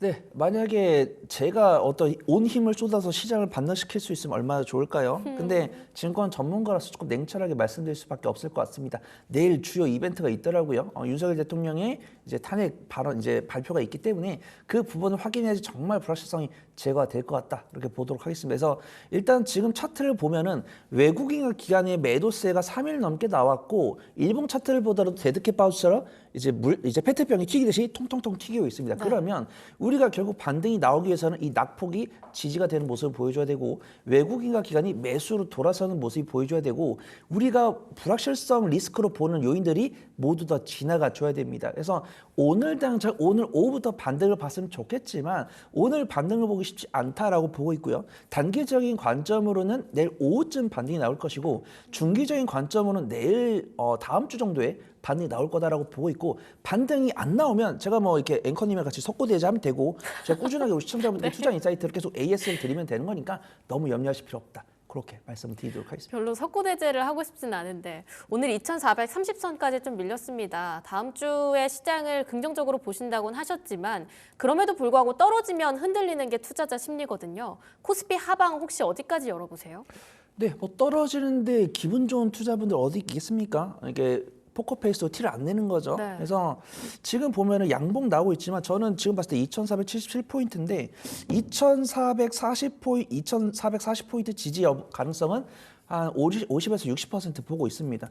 근데 과연 2,400을 재이탈할까? 그런 생각은 안 들어요. 만약 2,400을 이탈하기 위해서는 뭐 윤석열 대통령이 탄핵이 안 된다든가 혹은 트럼프 대통령이 관세 발표를 일단락했다고 하더니 추가적으로 우리가 관세가 부과될 거라고 생각하지 않았던 뭐 이제 엔터라든가 뭐 AI 소프트웨어라든가 뭐 로봇이라든가 믿었던 발등에다 도끼를 찍어주지 않는 이상 저는 2,440포인트는 지지할 거다라고 보고 있고 2,400을 이슈는 제가 말씀드린 거. 그다음에 2,400 이탈 가능성이 보인다라고 했을 때는 현물로서는 좀 위험해요. 뭐 우리가 뭐 히토류라든가 네. 아니면 품절주라든가 아니면 뭐 정치 인맥 탐험 이런 것들로 해지를 할 수 있는데 그런 것들은 너무 위험하고 ETF 인버스 상품으로 충분히 한 비중 한 10에서 15%로 해지할 수 있어 보인다. 그렇게 헤쳐나가면 된다. 그렇게 말씀드리도록 하겠습니다.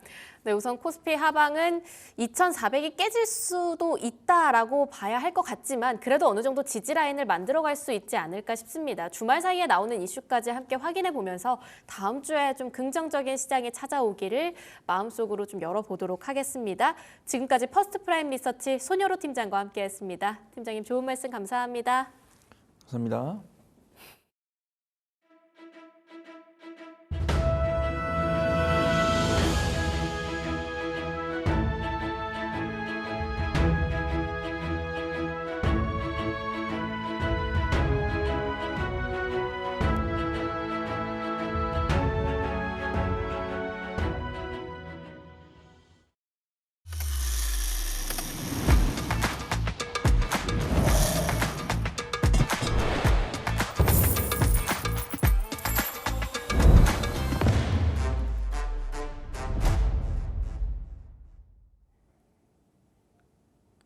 네, 4월 3일 목요일입니다. 현재 시각 11시 3분 지나가고 있고요. 시장 체크해보고 키워드 탑7까지 이어가겠습니다.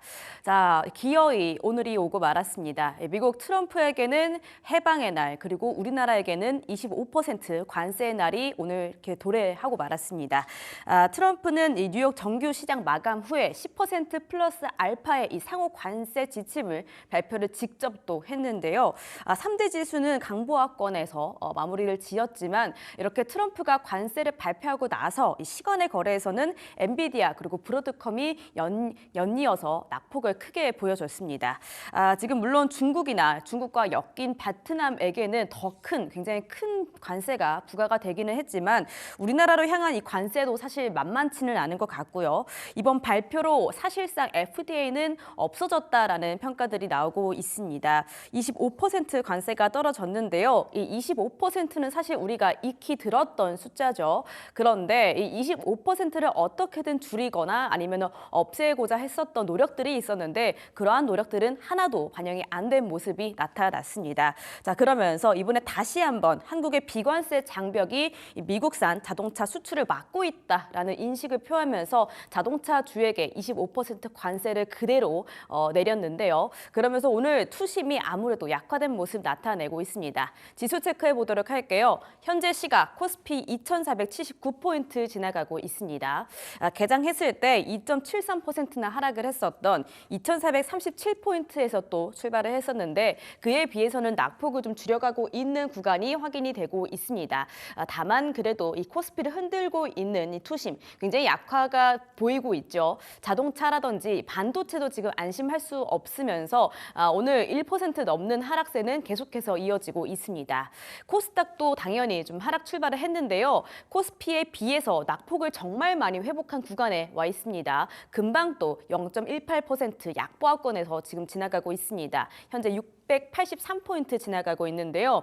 이 코스닥의 지수를 그래도 이 낙폭을 만회하고 있는 섹터는 바로 제약바이오입니다. 관세로부터 조금 더 자유로워진 이 부분이 좀 돋보이면서 지금 제약바이오 관련해서 코스닥 지수는 낙폭을 상당히 줄여가고 있다는 점 체크해 보겠습니다. 자, 이어서 수급도 확인해 보시죠. 먼저 코스피 수급 단연 외국인과 기관 쌍끌이 매도세 강하게 나타내고 있습니다. 이번 관세 부과로 인해서 이 외국인의 수급 이탈은 피할 수가 없었던 부분이겠고요. 기관도 역시나 840억 원 정도 매도하고 있습니다. 코스닥 안에서도 외국인과 기관이 양 매도세 보이고 있고요. 선물 시장에서 그간 계속 들어왔었던 이 개인의 수급도 지금 빠져나가고 있습니다. 오늘도 선물 시장 안에서는 기관만이 매수하는 모습 나타내고 있고요. 개인이 3천억 원 그리고 외국인이 1,230억 원 정도 매도하는 모습 나타내고 있습니다. 자, 그러면은 시가총액 상위 종목단 체크해 보겠습니다. 있습니다. 이번 상호 관세에서 반도체는 일단은 안 나왔습니다. 그렇지만 안심할 수가 없고요. 아까 말씀드렸다시피 이 관세 폭격의 시간의 거래에서 엔비디아, 브로드컴 각각 5% 넘게 밀리는 모습들이 나타났거든요. 월가에서 빅테크 대가로 불리는 이 애널리스트가 있다고 합니다. 그 애널리스트가 이번 관세 폭격을 보고 이보다 나쁜 시나리오는 없다. 예상했던 최악의 시나리오보다 더 나쁜 결과가 나타났다라고 하면서 빅테크 기업들의 주가가 줄줄이 떨어질 것이다라고 예상한 바도 있습니다. 지금 증권가에서는 이 대부분의 세트 조립이요. 중국이나 인도 그리고 베트남, 멕시코 같은 이 인건비가 적은 나라들에게 이뤄지고 있다라는 점을 보면은 이번에 반도체 수요 측면에서 타격이 역시나 불가피하다라는 부분 시사하고 있고요. 트럼프가 지금 크게 관세를 물린 국가들과도 반도체가 지금 물린 부분들이 있기 때문에 우리나라로 향한 부분만 생각할 수만은 없다는 겁니다. 그래도 지금 삼성전자로 향한 이 증권가들의 시각이 그렇게 나쁘지만은 않더라고요. 오늘만 해도 이 삼성전자의 목표 주가를 올린 이 증권가의 리포트들도 있었습니다. 아무래도 지금 계속해서 실적 부분은 계속 눈여겨보셔야 될 텐데 1분기 저점을 딛고 이 4분기까지 올해 증익 추세가 좀 이어질 것이다. 이 부분은 당연히 수요 부분인 거겠죠. 디램과 낸드 공정 전환에 따라서 생산량이 손실이 되고 그러면서 수요 증가율은 좀 오를 것이다라는 부분들이 시사가 되면서 삼성전자를 향한 목표 주가는 상향이 되고 있습니다. 하지만 오늘 같은 하락장 안에서 삼성전자, SK하이닉스 동반 지금 하락하고 있고요. 삼성전자는 지금 58,000원도 깨고 57,300원 선 지나가고 있습니다. 그리고 하이닉스도 비슷하게 하락률 보여주고 있는데요. 하이닉스 역시나 1분기가 실적 저점이고 연말까지 우상향이 지속이 될 것이다라고 말하면서 이 신한투자증권은 목표 주가를 올리기도 했습니다. 하지만 두 반도체 투톱은 2%대 지금 하락하고 있는 구간에 와 있습니다. 오늘 좀 눈여겨보셔야 할 부분은 단연 제약바이오가 되겠습니다. 그간 삼성바이오로직스가요. 계속해서 좀 조정을 받는 모습들이 나타났잖아요. 101만 원, 102만 원까지 밀렸었던 삼성바이오로직스인데 정말 오랜만에 6.86%라는 거의 7% 가까운 뚜렷한 상승세를 독보적으로 보여주고 있습니다. 오늘 이 관세의 날에서 가장 자유롭다고 판단이 되는 부분이 이 제약바이오 주고요. 그 안에서 삼성바이오로직스가 지금 크게 주목을 받고 있는 모습들이 나타나고 있는데요. 증권가에서도 이 관세 영향이 제한적이다라는 분석들 나오고 있고요. 더불어서 지금 삼성바이오로직스에 향한 1분기 호실적도 예상이 되고 있는 부분 있습니다. 이런 부분들 체크해 보시면서 오늘 오후장 이 제약바이오 대장주들 좀 주목해 보시는 게 좋겠습니다. 자, 이어서 오늘 2차 전지도 크게 떨어집니다. LG 에너지솔루션 3.34% 지금 하락권에 위치해 주고 있고요. 이 관세 폭격에 이 테슬라 그리고 제너럴 모터스도 크게 흔들리는 모습 나타냈습니다. 테슬라 같은 경우에는 일론 머스크가 이 다찌의 활동을 이제 끝내고 경영에 좀 전념할까 하는 기대감에 정규 시장에서는 5%가 올랐었는데요. 이 시간의 거래에서 7%가 빠지더라고요. 그리고 테슬라 1분기 인도량 발표도 있었죠. 그런데 재앙적 수준이다라는 말이 나올 만큼 이번에 좀 많이 떨어졌습니다. 13% 감소를 했는데 이게 3년 만에 최저점이라는 얘기가 나오더라고요. 그러면서 2차 전지의 투심도 오늘 많이 흔들립니다. LG 에너지솔루션 지금 3%대 하락률 보여주고 있고요. 현대차와 기아는 당연히 하락이 나올 수밖에 없지만 지금 삼성전자 같은 이 반도체 그리고 2차 전지에 비해서는 1%대 더 낮은 하락률을 보여주고 있습니다. 현대차, 기아는 이미 25% 관세에 대한 이야기를 계속해서 들어왔던 터라 이러한 관세가 그렇게까지 충격적으로 받아들여지지는 않는 것 같아요. 사실 이 현대차는 관세를 줄이려는 노력들을 굉장히 많이 했지만 이 같은 부분들이 반영이 하나도 안 됐다라는 점은 아쉽습니다. 다만 어쨌든 1.48% 아주 크게 흔들리지는 않는 모습 나타내고 있습니다. 뒤로 이어서 6위부터 10위도 체크해 보도록 할게요. 삼성전자 우선주 역시나 빠지고요. 제약바이오 강세 보이면서 셀트리온도 삼성바이오로직스와 비슷하게 2%대 상승률 보여주고 있습니다. 기원 역시 현대차와 함께 1%대 빠지는 모습 나타내고 있고요. 네이버와 하나에어로스페이스가 지금 오르는데요. 하나에어로스페이스가 다시금 10위 안으로 들어왔죠. 지금 하나에어로스페이스 같은 경우에는 유상증자로 마련된 이 자금 중에 3천억을 무인기 체계 사업에 쏟는다라는 이 보도가 또 나왔습니다. 이번에 유상증자로 투자자들의 배신감을 좀 불러냈던 부분이 있었는데요. 그렇다면 지금 하나 에어로스페이스가 해야 하는 부분은 이 유상증자의 목적을 계속해서 알리는 부분이 되겠죠. 이렇게 지금 어쨌거나 이러한 부분들 우리가 유상증자를 할 수밖에 없었다. 투자를 해서 좀 사업을 많이 확장을 할 것이다라는 부분들이 계속해서 나타나고는 있습니다. 더불어서 이 방산주 부분은요. 지금 폴란드 쪽으로도 기대하는 부분이 있는데요. 그러면서 하나 에어로스페이스가 지금 2.87% 오르는 모습이 나타나고 있습니다. 자, 이어서 코스닥의 시총 3위 종목단도 살펴보도록 할게요. 자, 코스닥 안에서 지금 제약바이오 종목들이 좀 오르는 종목들이 많더라고요. 대장주인 지금 알테오젠이나 HLB 같은 경우에는 미미한 수준을 보이고는 있습니다만 그래도 지금 에코프로도 많이 떨어졌다가 강보합권 보여주고 있고 레인보우 로보틱스도 지금 시세가 좀 들어오고는 있습니다. 별다른 상승 모멘텀이 있는 것은 아니지만 그간 조정을 또 많이 받았던 것도 분명히 있죠. 0.75% 강보합권 지나가고 있고요. 6위부터 10위도 체크해 보도록 할게요. 6위부터 10위에 이 변동성이 조금 더 강한 것으로 아까 확인을 해봤는데 역시나 삼천당 제약이 제약바이오 종목으로 2.74% 다시 한번 오르고 있습니다. 그리고 파마리서치가 좀 많이 떨어지더라고요. 파마리서치가 이 보톡스, 리엔톡주 국내 판매를 개시한다라는 좀 긍정적인 이야기도 있었는데 오늘 이 뷰티 기기 쪽, 뷰티 쪽은 그렇게까지 오르고 있지 않습니다. 왜냐하면 그간 좀 많이 올랐기 때문이겠죠. 이 뷰티 그리고 미용 기기라든지 의료 뷰티라든지 이런 쪽으로는 지금 시세가 꽤 들어왔었던 터라 오늘은 좀 조정을 받는 모습들이 휴젤과 함께 나타나고 있습니다. 코롱 티슈진도 약보합세 지나가고 있습니다. 자, 그러면 지금 오전장에서 좀 굵직하게 오르고 있는 특징주 그리고 섹터 살펴보도록 할게요. 가장 먼저 제약바이오주부터 살펴보도록 하겠습니다. 아까 말씀드렸다시피 이번에 트럼프가 발표한 상호 관세 적용 대상에서 우선은 의약품이 제외가 됐습니다. 그러면서 지금 제약바이오 관련주들 거의 다 지금 빨간불 많이 켜내고 있고요. 그간 조정을 받았던 부분도 있었죠. 어제 제약바이오 종목들이 좀 조정을 받으면서 이에 대한 시세가 오늘은 좀 들어오고 있는 모습들이 포착이 되고 있습니다. 그 안에서 제일약품을 말씀드릴까 하는데요. 제일약품의 자회사 온코닉 테라퓨틱스가 있었습니다. 온코닉 테라퓨틱스의 모회사가 또 제일약품이거든요. 온코닉 테라퓨틱스의 위암 치료제 임상 결과가 괜찮게 나오면서 상한가를 갔었고요. 또 중화권의 진출 가능성도 있다라고 합니다. 2년 전에 이 중화권과 체결을 했던 부분들이 있는데 이러한 부분들이 이 임상 3상 단계에 접어들고 마무리 단계에 지금 접어들면서 상승률이 나오고 있고요. 지금 온코닉 테라퓨틱스뿐만이 아니라 함께 물려있는 제약약품이 오늘 제약바이오주 안에서 가장 크게 좀 오르더라고요. 제약바이오 차트도 한 번만 보여주실까요? 제일약품의 지금 제약바이오주 안에서 가장 크게 오르면서 지금 제약바이오 관련주들에게 시세가 들어오고 있구나라는 부분들 확실하게 지금 보여주고 있습니다. 두 번째. 로봇주 다시 한번 체크해 보도록 하겠습니다. 로봇주 안에서 유일로보틱스 오늘도 연일 강세를 보여주고 있는데요. 벌써 지금 25% 거의 상한가까지 터치할 기세가 또 한 번 보여지고 있습니다. 어제도 SK 효과 덕분에 지금 굉장히 크게 올랐던 유일로보틱스였는데 오늘 다시 한번 오르고 있고요.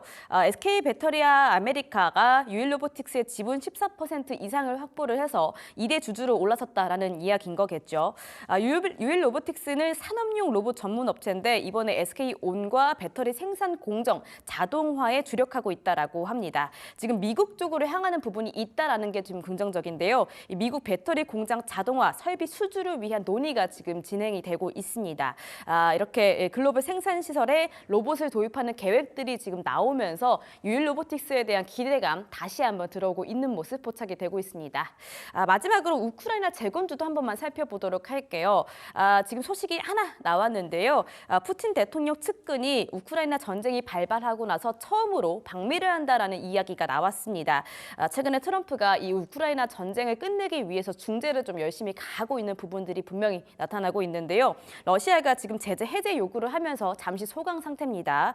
그런데 이렇게 지금 측근이 방미를 한다라는 소식에 어느 정도 진척이 있을까, 돌파구가 있을까 하는 부분들의 기대감들이 있는 거고요. 사실 우크라이나 재건주뿐만은 아니고 우크라이나 재건주 안에 이 정치 테마주들이 좀 엮여 있는 부분들이 있습니다. 대표적으로 상지건설이라든지 이러한 이재명 대표 관련주들이 또 우크라이나 재건주 안에 있는 부분들이 있는데요. 지금 내일 윤 대통령 탄핵 심판이 예정이 되어 있죠. 내일 이 광화문이라든지 안국역 근처의 미술관 그리고 박물관 같은 경우에는 임시 휴업을 할 만큼 지금 대국민들이 이 탄핵 심판에 대해서 굉장히 많이 주목을 하고 있습니다. 그러면서 오늘도 정치 테마주 그리고 거기에 엮여 있는 우크라이나 재건주들도 좀 오르는 종목들이 눈에 보였습니다. 이렇게 11시 시황 짚어봤고요. 키워드 탑7으로 바로 넘어가 보겠습니다.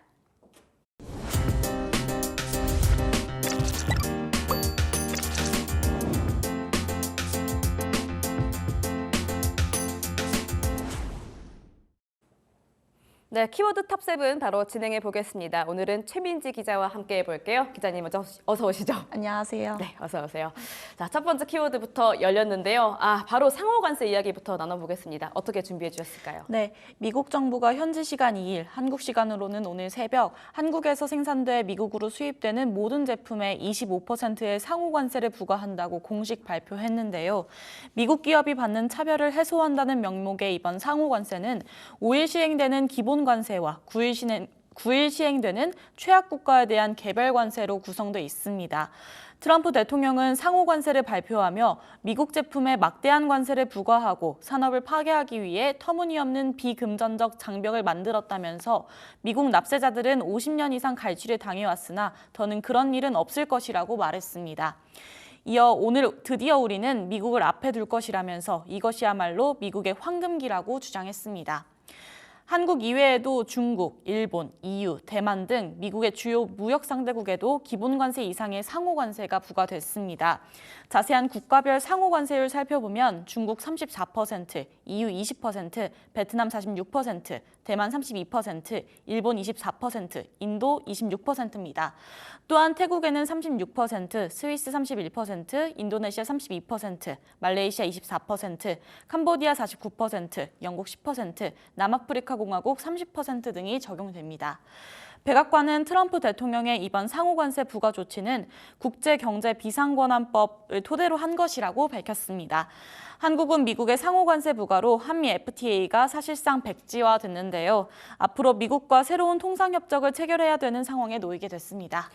네, 단연 오늘의 가장 큰 키워드는 이 관세가 아닐 수가 없겠습니다. 우리나라는 25% 관세가 부과가 됐는데 캄보디아 같은 경우에는 또 49%나 부과가 된 부분이 있습니다. 정말 트럼프가 칼을 갈고 직접적으로 판을 들고 막 이렇게 어느 나라에게는 관세 이만큼 부과를 할 것이다 이렇게 설명을 하더라고요. 이 부분이 지금 글로벌 증시에 얼마나 길게 얼마나 크게 여파를 줄지 계속해서 눈여겨보겠습니다. 두 번째 키워드 열어볼게요. 네, 긴급회의 돌입입니다. 어떤 얘기일까요? 네, 한덕수 대통령 권한대행은 미국의 상호관세가 발표된 직후 정부 서울청사에서 긴급 경제안보전략 TF회의를 개최했는데요. 한 권한대행은 미국이 발표한 상호관세의 주요 내용을 보고받고 글로벌 관세 전쟁이 현실로 다가온 매우 엄정한 상황이라며 통상 위기 극복을 위해 정부가 가진 모든 역량을 쏟아부어야 할 것이라고 강조했습니다. TFA 직후에는 최상목 경제부총리 주재로 거시경제 금융현황 간담회를 개최해 미국의 관세 조치에 따른 금융 외환시장 영향을 점검할 예정인데요. 이어 오전 11시 30분에는 안덕근 산업통상자원부 장관 주재로 민관합동 미관세조치 대책회의를 개최해 대미 접촉 소통 등 업계와의 공동 대응 전략을 논의할 계획으로 알려졌습니다. 한편 한 권한대행은 안 장관에게 기업과 함께 오늘 발표된 상호관세의 상세 내용과 영향을 면밀히 분석하고 지금부터 본격적인 협상의 장이 열리는 만큼 피해를 최소화하기 위한 대미 협상에 적극 나서달라고 당부했으며 이어 자동차 등 미국 정부의 관세 부과로 영향을 받을 업종과 기업에 대한 긴급 지원 대책도 범정부 차원에서 조속히 마련하라는 지시를 내렸다고 합니다. 네, 새벽에 관세 부과 타격에 의해서 우리나라도 발빠르게 대응하려는 움직임도 보이고 있습니다. 안덕근 산업부 장관이 그 전부터 이 관세를 좀 조절하려는 노력들이 있었는데요. 트럼프의 강압적인 관세 부과로 25%가 그대로 유지가 됐었죠. 앞으로 어떠한 여파를 이끌어내고 이 부분들을 우리가 어떻게 돌파를 할 수 있을지 잘 해결되면 좋겠습니다. 세 번째 키워드도 열어보도록 하겠습니다. 네, 선관세 후협상. 그러니까 관세는 이미 나왔는데 협상을 지금 하고 있다라는 이야기일까요? 네, 맞습니다. 상호 관세가 발표된 가운데 각 나라의 향후 대미 협상도 주목받고 있습니다. 트럼프 행정부가 이미 대외적으로 선관세부가 후협상 기조를 분명히 해왔기 때문입니다. 상호 관세 부과 국가는 대미 무역 적자국들이 대상인데요. 이에 해당 국가들은 대응 의지를 보이고 있습니다. 우선 EU의 경우 베른트 랑게 유럽의회 무역위원장은 성명을 내고 트럼프 대통령은 해방의 날이라고 부를지 몰라도 일반 시민 관점에서 보면 오늘은 인플레이션의 날이라고 강하게 비판했습니다. 동시에 우리의 입장과 단호한 대응이 미국을 협상 테이블로 끌어낼 충분한 인센티브가 되길 바란다며 EU의 문은 협상을 통한 해결책을 찾는 데 언제나 열려 있을 것이라고 말했습니다. 또 다른 국가인 캐나다는 어떤 선택지도 배제하지 않겠다면서 맞대응 방침을 밝혔으며 중국의 경우 석탄, LNG에 더해 농산물의 보복 조치를 이어나갈 것으로 보입니다. 다만 멕시코의 경우 즉각적인 보복 관세는 부과하지 않겠다고 말하는 등 일부 국가는 향후 협상을 염두에 두고 신중한 모습을 보이기도 했습니다. 네, 미국발 이 관세 폭격에 지금 여러 다른 나라들이 어떻게 지금 조정을 해야 할지 혹은 보복 관세를 또 때려야 할지 이런 부분들을 고민하고 있는 것 같습니다. 관세 전쟁에 조금 가까워지는 모습들이 우려스러운데요. 각국에서 어떻게 조치를 취하는지 계속해서 한번 주시해 보시는 게 중요하겠습니다. 자, 그러면 다음 키워드 열어볼게요. 네, 2차 전지 지금 많이 떨어지더라고요. 어떻게 떨어지고 있을까요? 네, 어제 포스코 퓨처엠, 에코프로비엠 등 2차 전지주들이 미 관세부가 우려에 급락했는데요. 미국 상호관세 발표 이후 개정한 오늘 장 초반에서도 포스코 퓨처엠과 에코프로비엠은 1%대 약세로 출발했습니다. 포스코 퓨처엠의 경우 어제 5거래일 연속 약세 흐름을 보였는데요. 장중에는 전거래일 대비 2.27% 내린 11만 6,600원에 거래되며 신저가를 기록했습니다. 에코프로비엠의 경우 전거래일 대비 4.60% 하락한 9만 1,300원으로 마감했는데요. 에코프로비엠 주가는 공매도 재개 첫날 7% 이상 하락하며 공매도 집중 타깃이 되기도 했습니다. 증권가에서는 에코프로비엠의 높은 밸류에이션 부담을 지적하는 보고서가 나오기도 해 상황은 더 좋지 않은데요. IM증권은 현재 에코프로비엠 주가는 2026년, 2027년 예상실적 기준 PER을 볼 때 전 세계 2차 전지세 소재 업종 내 가장 밸류에이션이 높아 주가 상승 여력이 제한적일 것이라고 내다봤습니다. 또 2025년 북미, 유럽 전기차 시장의 수요 회복세에도 미국 정책 불확실성과 유럽 전기차 배터리 시장 내 중국 업체들과 경쟁 심화 등의 영향으로 비우호적 경영 환경이 지속될 전망이라고 밝혔습니다. 네, 여러모로 호재보다는 악재가 조금 더 두드러지게 많이 나타나고 있는 2차 전지입니다. 지금 저가 매수의 그 물량 말고는 이 2차 전지를 둘러싼 긍정적인 이야기들이 크게 나타나지는 않는 모습인데요. 이번에 관세 폭격으로 2차 전지, 이 전기차들의 종목들도 많이 떨어지면서 오늘 2차 전지도 좀 타격을 받는 모습들 나타내고 있습니다. 투자자들은 좀 한번 고려해 보시기를 바라겠습니다. 다음 키워드 열어보겠습니다. 네, 제가 말씀드렸던 로보틱스인데요. 급등하고 있습니다. 어떻게 보셨을까요? 맞습니다. 코스닥 상장사 유일로보틱스가 SK온의 미국 법인과 콜옵션 계약을 맺었다는 소식에 어제 전거래일 대비 17.18% 상승한 72,300원에 마감했는데요. 오늘 장 초반에서도 25%대 오르며 상승세를 이어가고 있습니다. 유일로보틱스는 김동헌 대표이사 겸 최대주주가 SK온의 미국 법인인 SK배터리 아메리카와 최대주주 변경을 수반하는 콜옵션 조건이 포함된 주주 간 계약을 체결했다고 1일 공시한 바 있습니다. 콜옵션 대상 주식수는 완전 희석화 기준 지분 23%로 콜옵션 행사에 따라 최대주주 지위를 얻을 수 있는 물량입니다. 1주당 가액은 28,000원으로 책정됐고 옵션 행사 기간은 계약 체결일로부터 최대 5년으로 알려졌습니다. 앞서 삼성전자가 레인보우 로보틱스의 최대 주주로 올라서는 과정에서도 이 같은 콜옵션 계약이 시행된 바 있습니다. 네, 유일로보틱스가 SK와 콜옵션 계약을 맺으면서 연일 지금 주목을 받고 있는 모습 나타내고 있습니다. 오늘 이렇게 가다가 상한가까지 터치할 수도 있겠는데요. 레인보우 로보틱스도 삼성전자와 비슷하게 콜옵션 계약을 맺으면서 주가가 굉장히 또 올라갔던 적이 있죠. 그러면서 유일로보틱스도 주목을 받고 있는 모습 나타나고 있습니다. 다음 키워드 열어보도록 할게요. 네, 여섯 번째 키워드는요. 임상시험 성공입니다. 어떤 기업일까요? 네, 온코닉 테라피틱스가 어제 국내 37호 신약 자큐보를 물 없이 입안에서 녹여 복용할 수 있는 구강 붕해정으로 개발했다고 밝혔는데요. 이어 임상시험도 성공적으로 완료했다고 밝혔습니다. 구강붕해정은 물 없이 입안에서 녹여 복용할 수 있어 알약을 삼키기 어려운 환자들과 휴대 중 급하게 복용이 필요한 환자들에게 보다 편리한 대안이 될 수 있는 제형인데요. 만약 온코닉 테라피틱스가 허가를 획득할 경우 피캡 신약 중 구강붕해정을 보유한 세계 두 번째 기업이 됩니다. 첫 번째는 HK 이노엔의 K캡 구강붕해정으로 시장에서 수요가 높아 상당한 매출 비중을 가진 것으로 알려져 있습니다. 이와 관련해 온코닉 테라피틱스 관계자는 신약 37호 자큐보 허가를 성공하면서 후기 임상, CMC, 비임상 등 실제 허가 성공에 필요한 전반적인 신약 개발 기술력과 경험이 있기에 위궤양에 이어 이번 구강붕해정 신제형 임상 성공까지 연이어 성과를 내며 차별화된 경쟁력을 입증할 수 있었다고 말했습니다. 네, 여섯 번째 키워드는요. 온코닉 테라피틱스의 긍정적인 이슈였습니다. 제가 아까 위암 치료제 관련해서 임상 3상에 통과하면서 좀 긍정적인 결과가 있었다라고 말씀을 드렸는데요. 그 뒤를 이어서 최근에는 자큐보가 또 좀 좋은 이야기를 내비치면서 지금 온코닉 테라피틱스를 향한 긍정적인 기대감이 연이어서 지금 가져와지고 있는 모습 나타나고 있습니다. 자, 이어서 마지막 키워드 열어보겠습니다. 네, 마지막 키워드의 종목은 GS 리테일인데요. 어떤 이야기일까요? 네, 올해 1분기 실적이 시장 기대치를 밑돌 것이라는 증권가 전망이 나오면서 GS 리테일의 주가가 최저가를 경신했습니다. 어제 GS 리테일 주가는 장중 13,670원까지 떨어지며 최저가를 찍었는데요. 주가는 최근 10년간 최저가이기도 합니다. 오늘 장 초반에도 GS 리테일의 주가는 약세로 출발했습니다. DB금융투자는 어제 GS 리테일에 대한 목표 주가를 하향 조정했는데요. 올해 1분기 영업이익이 시장 기대치를 하회할 것으로 추정했기 때문입니다.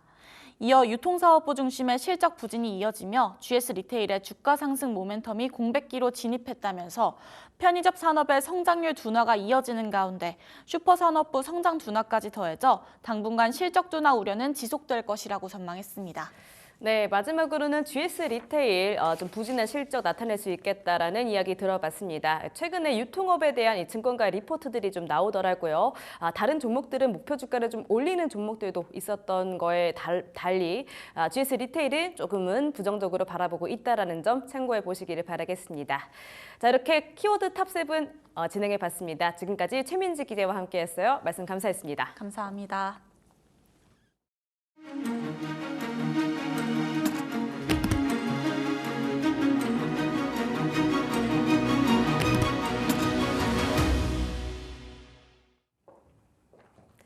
오전장 정리하고 오후장 대응 전략 짜보는 시간입니다. 오늘은 딜사이트S 이재진 마스터와 함께합니다.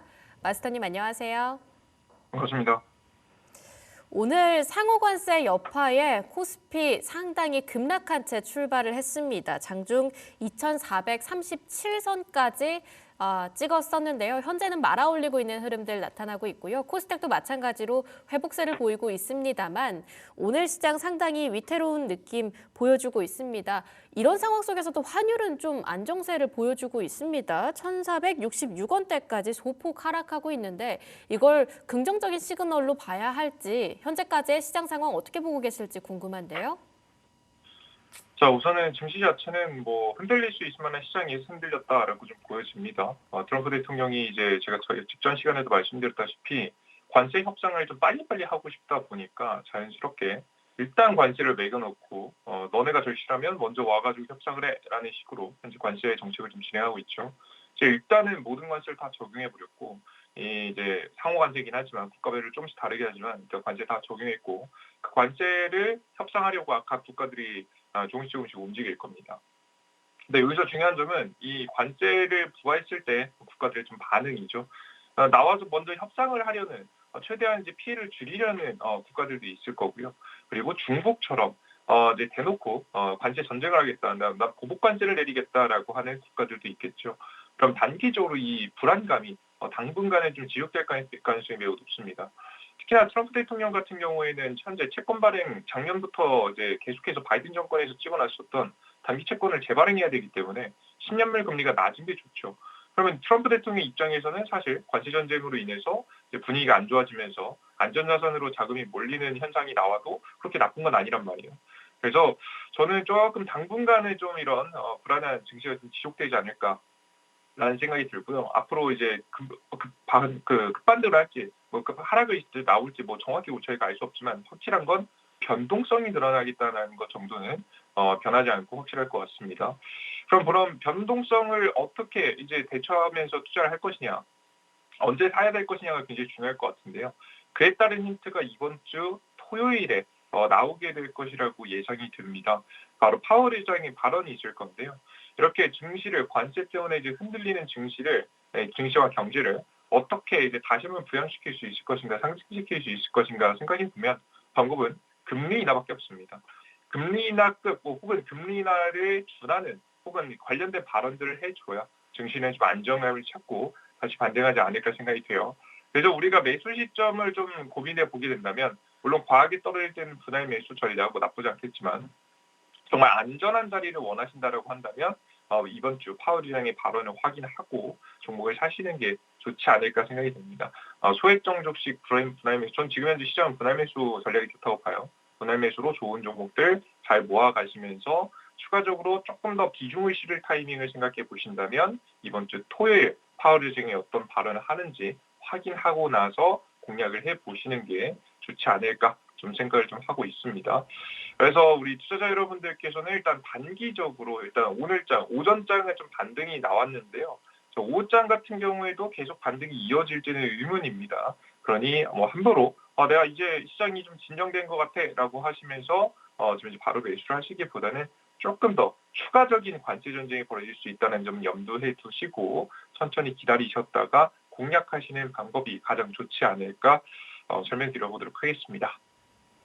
천천히 기다리면서 꾸준하게 기다려보자. 이걸 이번 주 내내 듣고 있는 것 같은데요. 외국인의 수급도 사실 일주일 내내 지긋지긋한 매도세가 이어지고 있습니다. 그럼에도 불구하고 다음 주 시장이 조금 더 나아진다라고 한다면 오늘 오후장도 사실상 추가 눌림목에 대한 대비책을 해야 되겠죠? 네, 맞습니다. 추가적으로 대비를 좀 해보셔야 되는데 아마 이제 제가 계속 똑같은 얘기 말씀드리니까 아마 지겨우실 겁니다. 뭐 똑같은 얘기 하고 있네라고 좀 생각할 수 있는데요. 그렇게 만약에 진짜 제가 말씀드렸던 대로 계속 시장에 대해 하방에 대해서 제가 계속해서 예상해 드렸었잖아요. 단기 반등은 나올 수 있으나 결국에는 시장은 5월달, 6월달까지 하방에 대한 가능성이 높다. 그 이야기를 듣고 현금 비중을 좀 늘리시거나 혹은 계속 가지고 계셨던 분들은 적어도 이번 하락 시장은 좀 피하셨겠죠. 적어도 큰 피해를 입지는 않으셨을 겁니다. 자, 그렇다면 이제 만약에 이제 여러분들께서 지금부터도 중요해요. 지금부터 제가 여러분들께 계속 설명드리지만 5월달, 6월달까지는 추가 하방 가능성이 너무 높습니다. 그래서 지금 너무 지겹고 재미없지만 이 지루한 시간을 잘 견뎌내고 잘 분석하고 잘 기다려보면 정말 좋은 기회가 좀 찾아올 수 있거든요. 남들이 현금 없어가지고 아무것도 못할 때 우리가 저점에서 완벽한 저점까지는 아니겠지만 저점 부근에서 좀 매집을 할 수 있겠죠. 물론 지금 현재 가격도 워낙에 싼 구간이 왔습니다. 미국 지수도 그렇고 한국 증시도 그렇고 싼 구간이 왔기 때문에 분할 매수를 시작하셔도 되나 앞서 말씀드렸던 제가 비중을 좀 많이 강력하게 채우는 타이밍, 그 타이밍은 파월 의장의 발언을 좀 확인하시고 매수하시면 훨씬 더 안정감 있는 트레이딩을 할 수 있다고 생각을 합니다. 저는 투자 시장에서 이제 흐름이 제일 중요하다고 보는데요. 이제 흐름이 주식시장에 대한 흐름도 있지만 이제 투자자 스스로의 흐름이 있으실 겁니다. 이 흐름을 최대한 시장이 잘 맞춰 가셔야지 이 흐름을 한 번이라도 삐끗해서 잘못하게 되면 이제 되돌아올 수 없는 지금 상황이 만들어질 수 있거든요. 심지어 투자를 하기 싫어지는 타이밍도 나옵니다. 굉장히 중요한 타이밍에 투자를 포기하시면 안 되겠죠.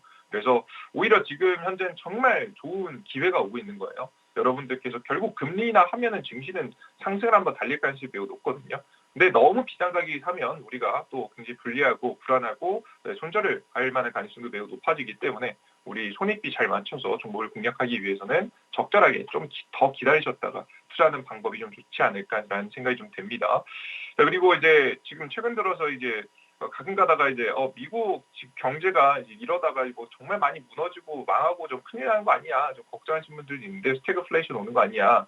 네, 항상 말씀드렸다시피 관세 부가 본격적으로 시행되고 나면요, 오히려 지금 현재 그러니까 다 국가 간의 무역량이 줄어들게 되면서 이제 물가가 하락하는 모습들이 꽤 많이 보여집니다. 그래서 물가 하락에 대해서 물가 상승이 계속 나오고 스태그플레이션이 나오는 것에 대해서는 너무 크게 걱정 안 하셔도 될 것 같아요. 물론 좀 지켜봐야겠지만 너무 크게 걱정하지 마시고 이미 2018년도에 있었던 케이스이기 때문에 조금 더 과거의 이력을 좀 확인하면서 믿으면서 좀 가시면 좀 적절한 눌림목 구간에서 좋은 매수를 할 수 있지 않을까 설명을 드려보도록 하겠습니다. 미국 지표도 천천히 스태그에 대한 우려감을 조금씩 키워내 가고 있는 가운데 우리 시장 조금은 이번 주 계속해서 관망세 끌고 가보는 전략 받아봤습니다. 오늘의 탑픽주 하나씩 살펴볼 텐데요. 일단 첫 번째 종목 고영 가져와 주셨습니다. 정말 오랜만에 듣는 종목 이름인 것 같은데 우하향하는 차트 속에서 기관의 수급은 좀 긍정적인 흐름들 보이고 있거든요. 어떤 모멘텀 집중하고 계실까요? 자, 일단은 기본적으로 이제 매출 전망이 너무 좋습니다. 이번 연도에 작년보다 이제 영업이익이 현재 2배 가까이 이제 늘어나는 시점이 좀 존재하는 기업이고요. 공격적으로 작년보다 이번 연도에 돈이 더 잘 벌립니다. 근데 그런데도 불구하고 왜 고점에서 이제 무너졌느냐, 왜 하락했느냐 이게 중요한 키포인트인 것 같은데요. 주요 고객사들의 부진 때문입니다. 반도체 우려 때문이겠죠. 반도체 가격이 너무 많이 떨어지고 그러다 보니까 반도체 장비를 더 많이 안 살 것 같은 분위기가 나오다 보니까 잘 올라가다가 실적 맞춰서 잘 올라가다가 조금 꼬꾸라지는 모습들을 좀 보여줬습니다. 그런데 다만 결국에 HBM 같은 경우에는 저는 이제 결국에는 계속해서 생산은 늘려가 나가고 있고 특히나 고영의 이제 고객사들이 여러 고객사가 있지만 특히나 삼성전자가 드디어 HBM3E를 이번 빠르면 5월달, 빨리 6월달쯤에 엔비디아의 쿼리를 통과해서 납품시킬 가능성이 있다라고 시장에 이야기가 나오고 있습니다. 그 전부터 이야기가 있었지만 계속 이제 통과되지 않았었죠. 근데 이번에 좀 진짜 다릅니다. 설계부터 애초에 다르게 했고요. 애초에 설계부터 다르게 했고 설계한 걸 가지고 가가지고 엔비디아에서 좀 긍정적인 답변도 얻었고요. 그런 상황에서 심지어는 이제 최근 들어서 엔비디아가 발열에 대한 문제인지 아닌지 정확히 나오지 않지만 발열 가능성이 있겠죠. 지금 이제 블랙의 울트라 출시 지연된다는 소식이 좀 돌고 있습니다. 결국에는 이제 꽤나 이제 문제가 된다면 아마 발열 가능성이 매우 높을 것 같은데 이 발열 문제를 또 해결하기 위해서 SK 하이닉스보다 삼성전자가 지금 시도하고 있는 게 좀 많습니다. 과거부터 반도체 설계 다시 안 하려고 다른 것들을 많이 건드냐고 다른 것들을 많이 건들면서 발열을 낮추기 위해서 노력했었거든요. 그랬던 노력들이 결국에는 반도체 설계도 바꾸고 심지어 과거에 있었던 노력들이 합쳐지면서 SK 하이닉스보다 구조적으로 이론적으로 아직 결국 어떻게 날지 모르겠습니다만은 이론적으로는 발열을 더 낮출 수 있을 만한 구조들 굉장히 많이 나오고 있습니다. 애초에 로직 다이를 더 4나노, 5나노에서 4나노로 더 낮춰서 그러니까 훨씬 더 좋은 버전, 더 작고 지금 이제 효율성 좋은 반도체를 이제 꽂아 넣는다든가 아니면은 이제 반도체 제조 과정 속에서 이 펌프 이제 반도체하고 반도체를 이어주는 이 구간을 최대한 얇게 하면 발열이 좀 줄어들거든요. 이런 것들을 이제 적용한다든가 다양한 방식으로도 좀 시도하고 있기 때문에 좀 기대감이 좀 있지 않을까 하는 생각이 듭니다.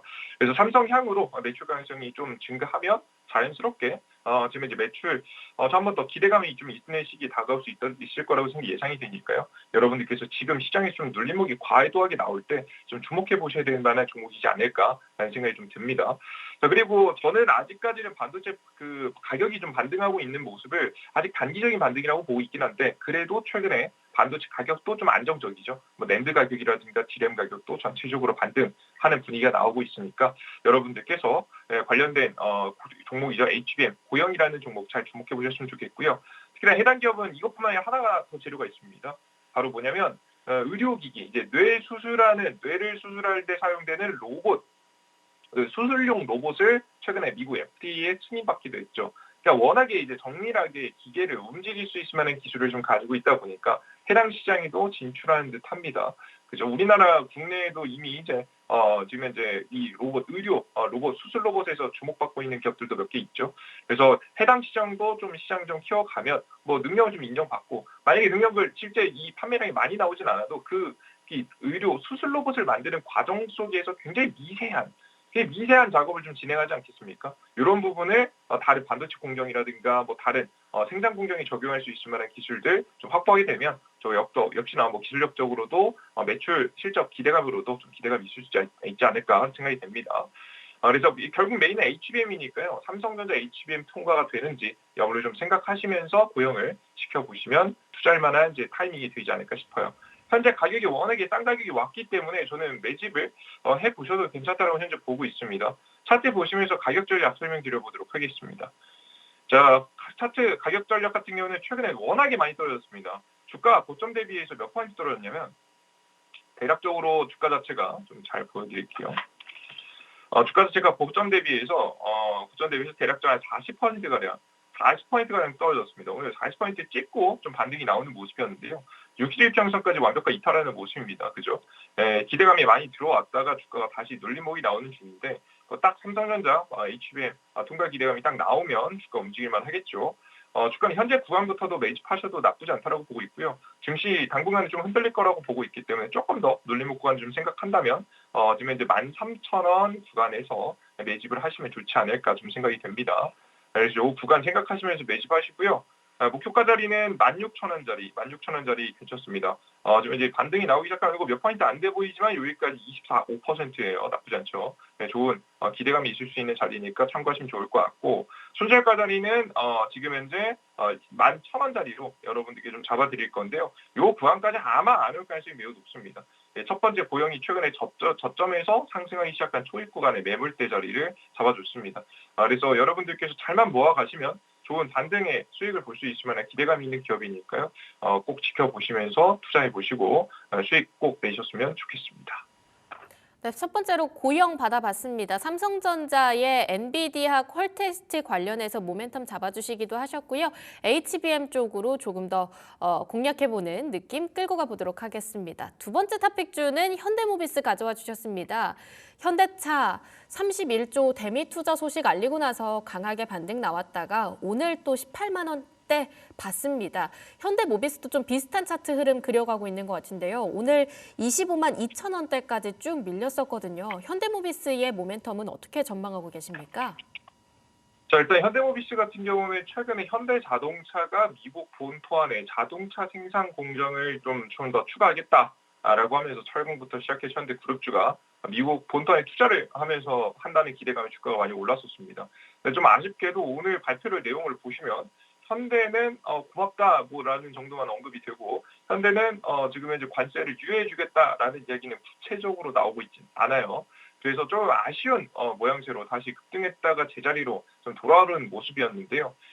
저는 이제 제자리로 돌아온 게 너무 과도한 하락이라고 좀 봅니다. 이유가 뭐냐면 첫 번째, 만약에 관세를 유예받지 못한다고 하더라도 결국에는 현대차는 미국 본토 안에 현재 이제 대규모 생산 공장부터 시작해서 부품 공장들을 싹 다 만들 예정이기 때문에 그러면 미국 현지에서 생산하는 거 문제 없어요. 그죠? 특히나 이제 유럽의 자동차 기업들에 비해서 현대차는 미국 본토에 생산하는 비율이 워낙에 높기 때문에 사실상 관세에 대한 피해를 좀 최대한 덜 볼 수 있습니다. 그리고 투자까지 한다면 더 덜 보겠죠. 그죠?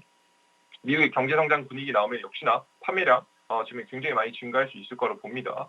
빈자리를 좀 채울 수도 있으니까요. 그래서 우리 투자자 여러분들께서 단기적인 호재성 뉴스가 일부 사라진 건 맞지만 중장기적으로 결국에는 미국향 비중이 좀 높아지면 자연스럽게 현대차의 매출 실적도 올라가고 그에 관련하는 부품을 만드는 현대모비스 또한 괜찮아질 거로 현재 보고 있습니다. 그래서 결국에는 미국이 지금 현재 한번 관세 전쟁으로 한번 흔들리고 다시 경제 회복, 특히나 금리가 떨어지면서 경제가 회복되는 분위기가 나오면 이 자동차 기업들이 금리에 굉장히 예민하거든요. 금리가 떨어지기 시작하면 역시나 판매량 증가하기 시작하면서 자연스럽게 성장에 대한 기대감이 좀 있는 기업이니까요. 좀 기대하시면서 지켜보셔도 될 것 같고요. 추가적으로 제가 보스턴 다이나믹스 상장에 대한 이야기도 좀 적어놨는데요. 해당 기업은요. 이 보스턴 다이나믹스라고 해서 최근에 이 현대차 그룹이 미국에 있는 보스턴 다이나믹스 로봇 회사를 인수했습니다. 테슬라의 지금 현재 로봇 제조 생산을 좀 따라가기 위해서 기업을 좀 인수했었는데요. 인수하는 과정에서 20%의 지분을 현대모비스가 가져갔고요. 현대차가 대략적으로 30% 비중, 정의선 회장이 20% 정도 지분, 나머지 각자 다른 기업들이 자잘한 지금 이제 지분을 좀 가져갔는데 여기서 주목할 점은 정의선 회장님께서 직접 20% 지분을 들고 있는 겁니다. 근데 생각해보면 이 정의선 회장님이 20% 지분을 들고 있는 게 쉽지 않은 일이에요. 왜냐하면 정의선 회장님은 지금 현재 승계를 받기 위해서는 지금 내야 될 돈이 너무 많아요, 여러분들. 왜냐하면 이제 상속을 받게 되는 순간부터 상속세를 어마무시하게 많이 내려야 되기 때문에 돈이 그렇게 없을 텐데 굳이 보스턴 다이내믹스에 투자를 했죠. 근데 이걸 잘 생각해 보면 오히려 보스턴 다이내믹스에 투자해놓고 이 기업을 키워놓고 만약에 신규 상장까지 이어가게 된다라고 하면 지금 이 보스턴 다이내믹스를 통해서 오히려 승계 작업이 필요한 상속세를 만들 수도 있는 구조가 나오게 됩니다. 그래서 상장 가능성이 매우 높다라고 현재 보고 있고요. 일단 애초에 기본적인 성장 자체도 기대가 되지만 현재 상장에 대한 기대감도 존재하기 때문에 그에 따른 지분을 쥐고 있는 현대모비스 또한 현대차 다음으로 많이 늘고 있거든요. 기대할 만한 가치가 좀 있지 않을까 생각이 됩니다. 기본적으로 실적 성장에 대한 기대감도 좀 있고요. 신규 상장 보스턴 다이내믹스가 언제 상장할지 명확하게 나오지 않았습니다만은 상장한다라는 기대감이 나왔을 때 추가적인 대세 상승할 수 있을 만한 모멘텀도 현재 존재하기 때문에 우리 시청자 여러분들께서 주목할 만한 기업이라고 현재 보고 있습니다. 차트 보시면서 가격 전략 좀 정해드려보도록 할게요. 현재 주가가 상승했다가 제자리로 떨어졌죠. 지금 이거 너무 과도한 좀 하락이지 않을까 좀 생각이 듭니다. 적절하게 우상향하는 차트는 계속해서 들어갈 가능성이 매우 높다라고 봐서 종목을 모아가시는 전략 괜찮다고 봅니다. 지금 손절가 자리는 24만 원짜리로 지금 이제 박스권 현재 저가권 구간 잡아줬고요. 최근에 찍었던 저가권 구간입니다. 3월달에 이제 저가 찍었던 구간 잡아드렸고요. 그리고 이제 목표가 자리는 28만 원짜리. 일단은 직전 고점 자리를 바로 넘기기 쉽지 않습니다. 단기 이슈 관세가 아예 면제된다는 기대감이 올랐었던 가격이기 때문에 이 가격까지 넘기 힘들 것 같고요. 장기적인 파동을 좀 기대한다라고 한다면 현재 자리에서 대략 한 10%, 한 8% 정도의 반등 자리 한번 기대해 보면서 투자해 보시고 앞서 말씀해드렸다시피 꾸준히 잘만 모아가시면 매출 성장 기대할 수 있고 보스턴 다이내믹스 상장에 대한 기대감이 구체화되면 그때 또 좀 과감하게 비중을 더 세워도 되는 종목이니까 관심 가지고 계속 지켜보시면 좋을 것 같습니다. 네, 보스턴 다이내믹스의 상장 이슈까지 하나의 모멘텀으로 본다고 한다면 현대모비스 하나씩 저점 매수해보는 전략 유효하다고 전달받았습니다. 이어서 다음 탑픽주 DI 살펴보겠습니다. 오늘 HBM 관련해서 두 종목 가져와 주셨네요. 맞습니다. DI, SK향이죠. 그 형은 삼성향, 물론 둘 다 납품하는 경우도 있습니다만은 비중이 좀 더 높은 쪽으로 말씀드렸어요. DI는 SK향이라고 좀 보시면 될 것 같아요. 정확히 DI의 자회사가 SK에 납품을 좀 하고 있죠. 근데 이제 DI 같은 경우에도 지금 현재 나쁘지 않습니다. 현재 해당 종목은 저는 바로 주가가 올라갈 만한 모멘텀보다는 이 기업만큼 실적을 굉장히 잘 내고 있는 기업이 또 없거든요. 역시나 실적 기반에서 이미 저점이 어느 정도 만들어진 구간이라고 현재 보이기 때문에 여러분들께서 눌림목이 나왔을 때 적절히 매집해줘도 괜찮은 종목이라고 봤습니다. 저는 애초에 HBM 시장 자체를 좀 긍정적으로 보고 있으니까요. 계속해서 잘 지켜보시면 좋을 것 같고요. 그럼 언제 주가가 많이 오를까 좀 생각해보면 HBM4입니다. HBM4는 아마 이제 출시가 빠르게 되면은 이번 연도 연내에 아마 지금 이제 출시가 돼서 아마 엔비디아 테스트를 좀 시작할 거고요. 본격적으로 탑재돼서 판매량이 늘어나기까지 한 내년 하반기니까 좀 시간이 멀긴 합니다. 일단 그래도 HBM4를 만들어서 엔비디아하고 함께 테스트를 하고 있다는 것 자체만으로도 부각이 되면 주가가 이번 연도 연내에 한 번은 주가 급등이 나올 수 있을 만한 가능성이 있다고 봅니다. 워낙에 이제 매출 실적들 탄탄하게 쌓아 올렸고 성장에 대한 기대감도 존재하는 기업이니까 여러분들께서 기대하시면서 기다려 보시면 좋지 않을까 생각이 돼요. 해당 기업도 지금 현재 증권사 리포트 내용들 보면 다양한 리포트들이 있지만 다 모아봐도 다 영업이익 2배 이상 상승한다고 전망이 되고 있습니다. 그래서 본격적으로 실적이 전환되는 딱 시기에 현재 놓여 있습니다. 그래서 이제 보통 반도체 실적이 아마 3분기부터 개선된다라고 지금 시장은 많이 예상을 하고 있는데 정확하진 않지만 그때부터 정말 이제 반도체 실적이 전환되기 시작하면은 그때부터 천천히 기어 올라가다가 HBM4에 대한 기대감이 좀 나올 때 한 발짝 또 올라가면서 박스권 상단 구간까지는 한번 노려볼 수 있을 만한 종목이니까요. 잘 지켜보시면 좋을 것 같아요. 손절가 목표가 자리 간단하게 짚어드리겠습니다. 손절가 자리는 11,000원짜리 여러분들께 좀 잡아드리겠고요. 박스권 하단. 그리고 목표가 자리는 지금 이제 19,000원짜리 잡아드릴 테니까 확인하시고 공략하시면 좋을 것 같습니다. 네, 마지막 DI까지 세 번째 탑픽주로 받아봤습니다. 지금까지 딜사이트S 이재진 마스터와 함께했습니다. 마스터님 좋은 말씀 감사합니다.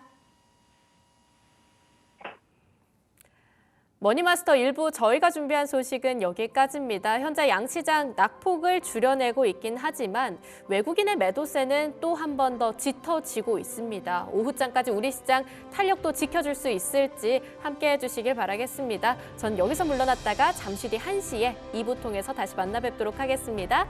함께해 주신 여러분 고맙습니다.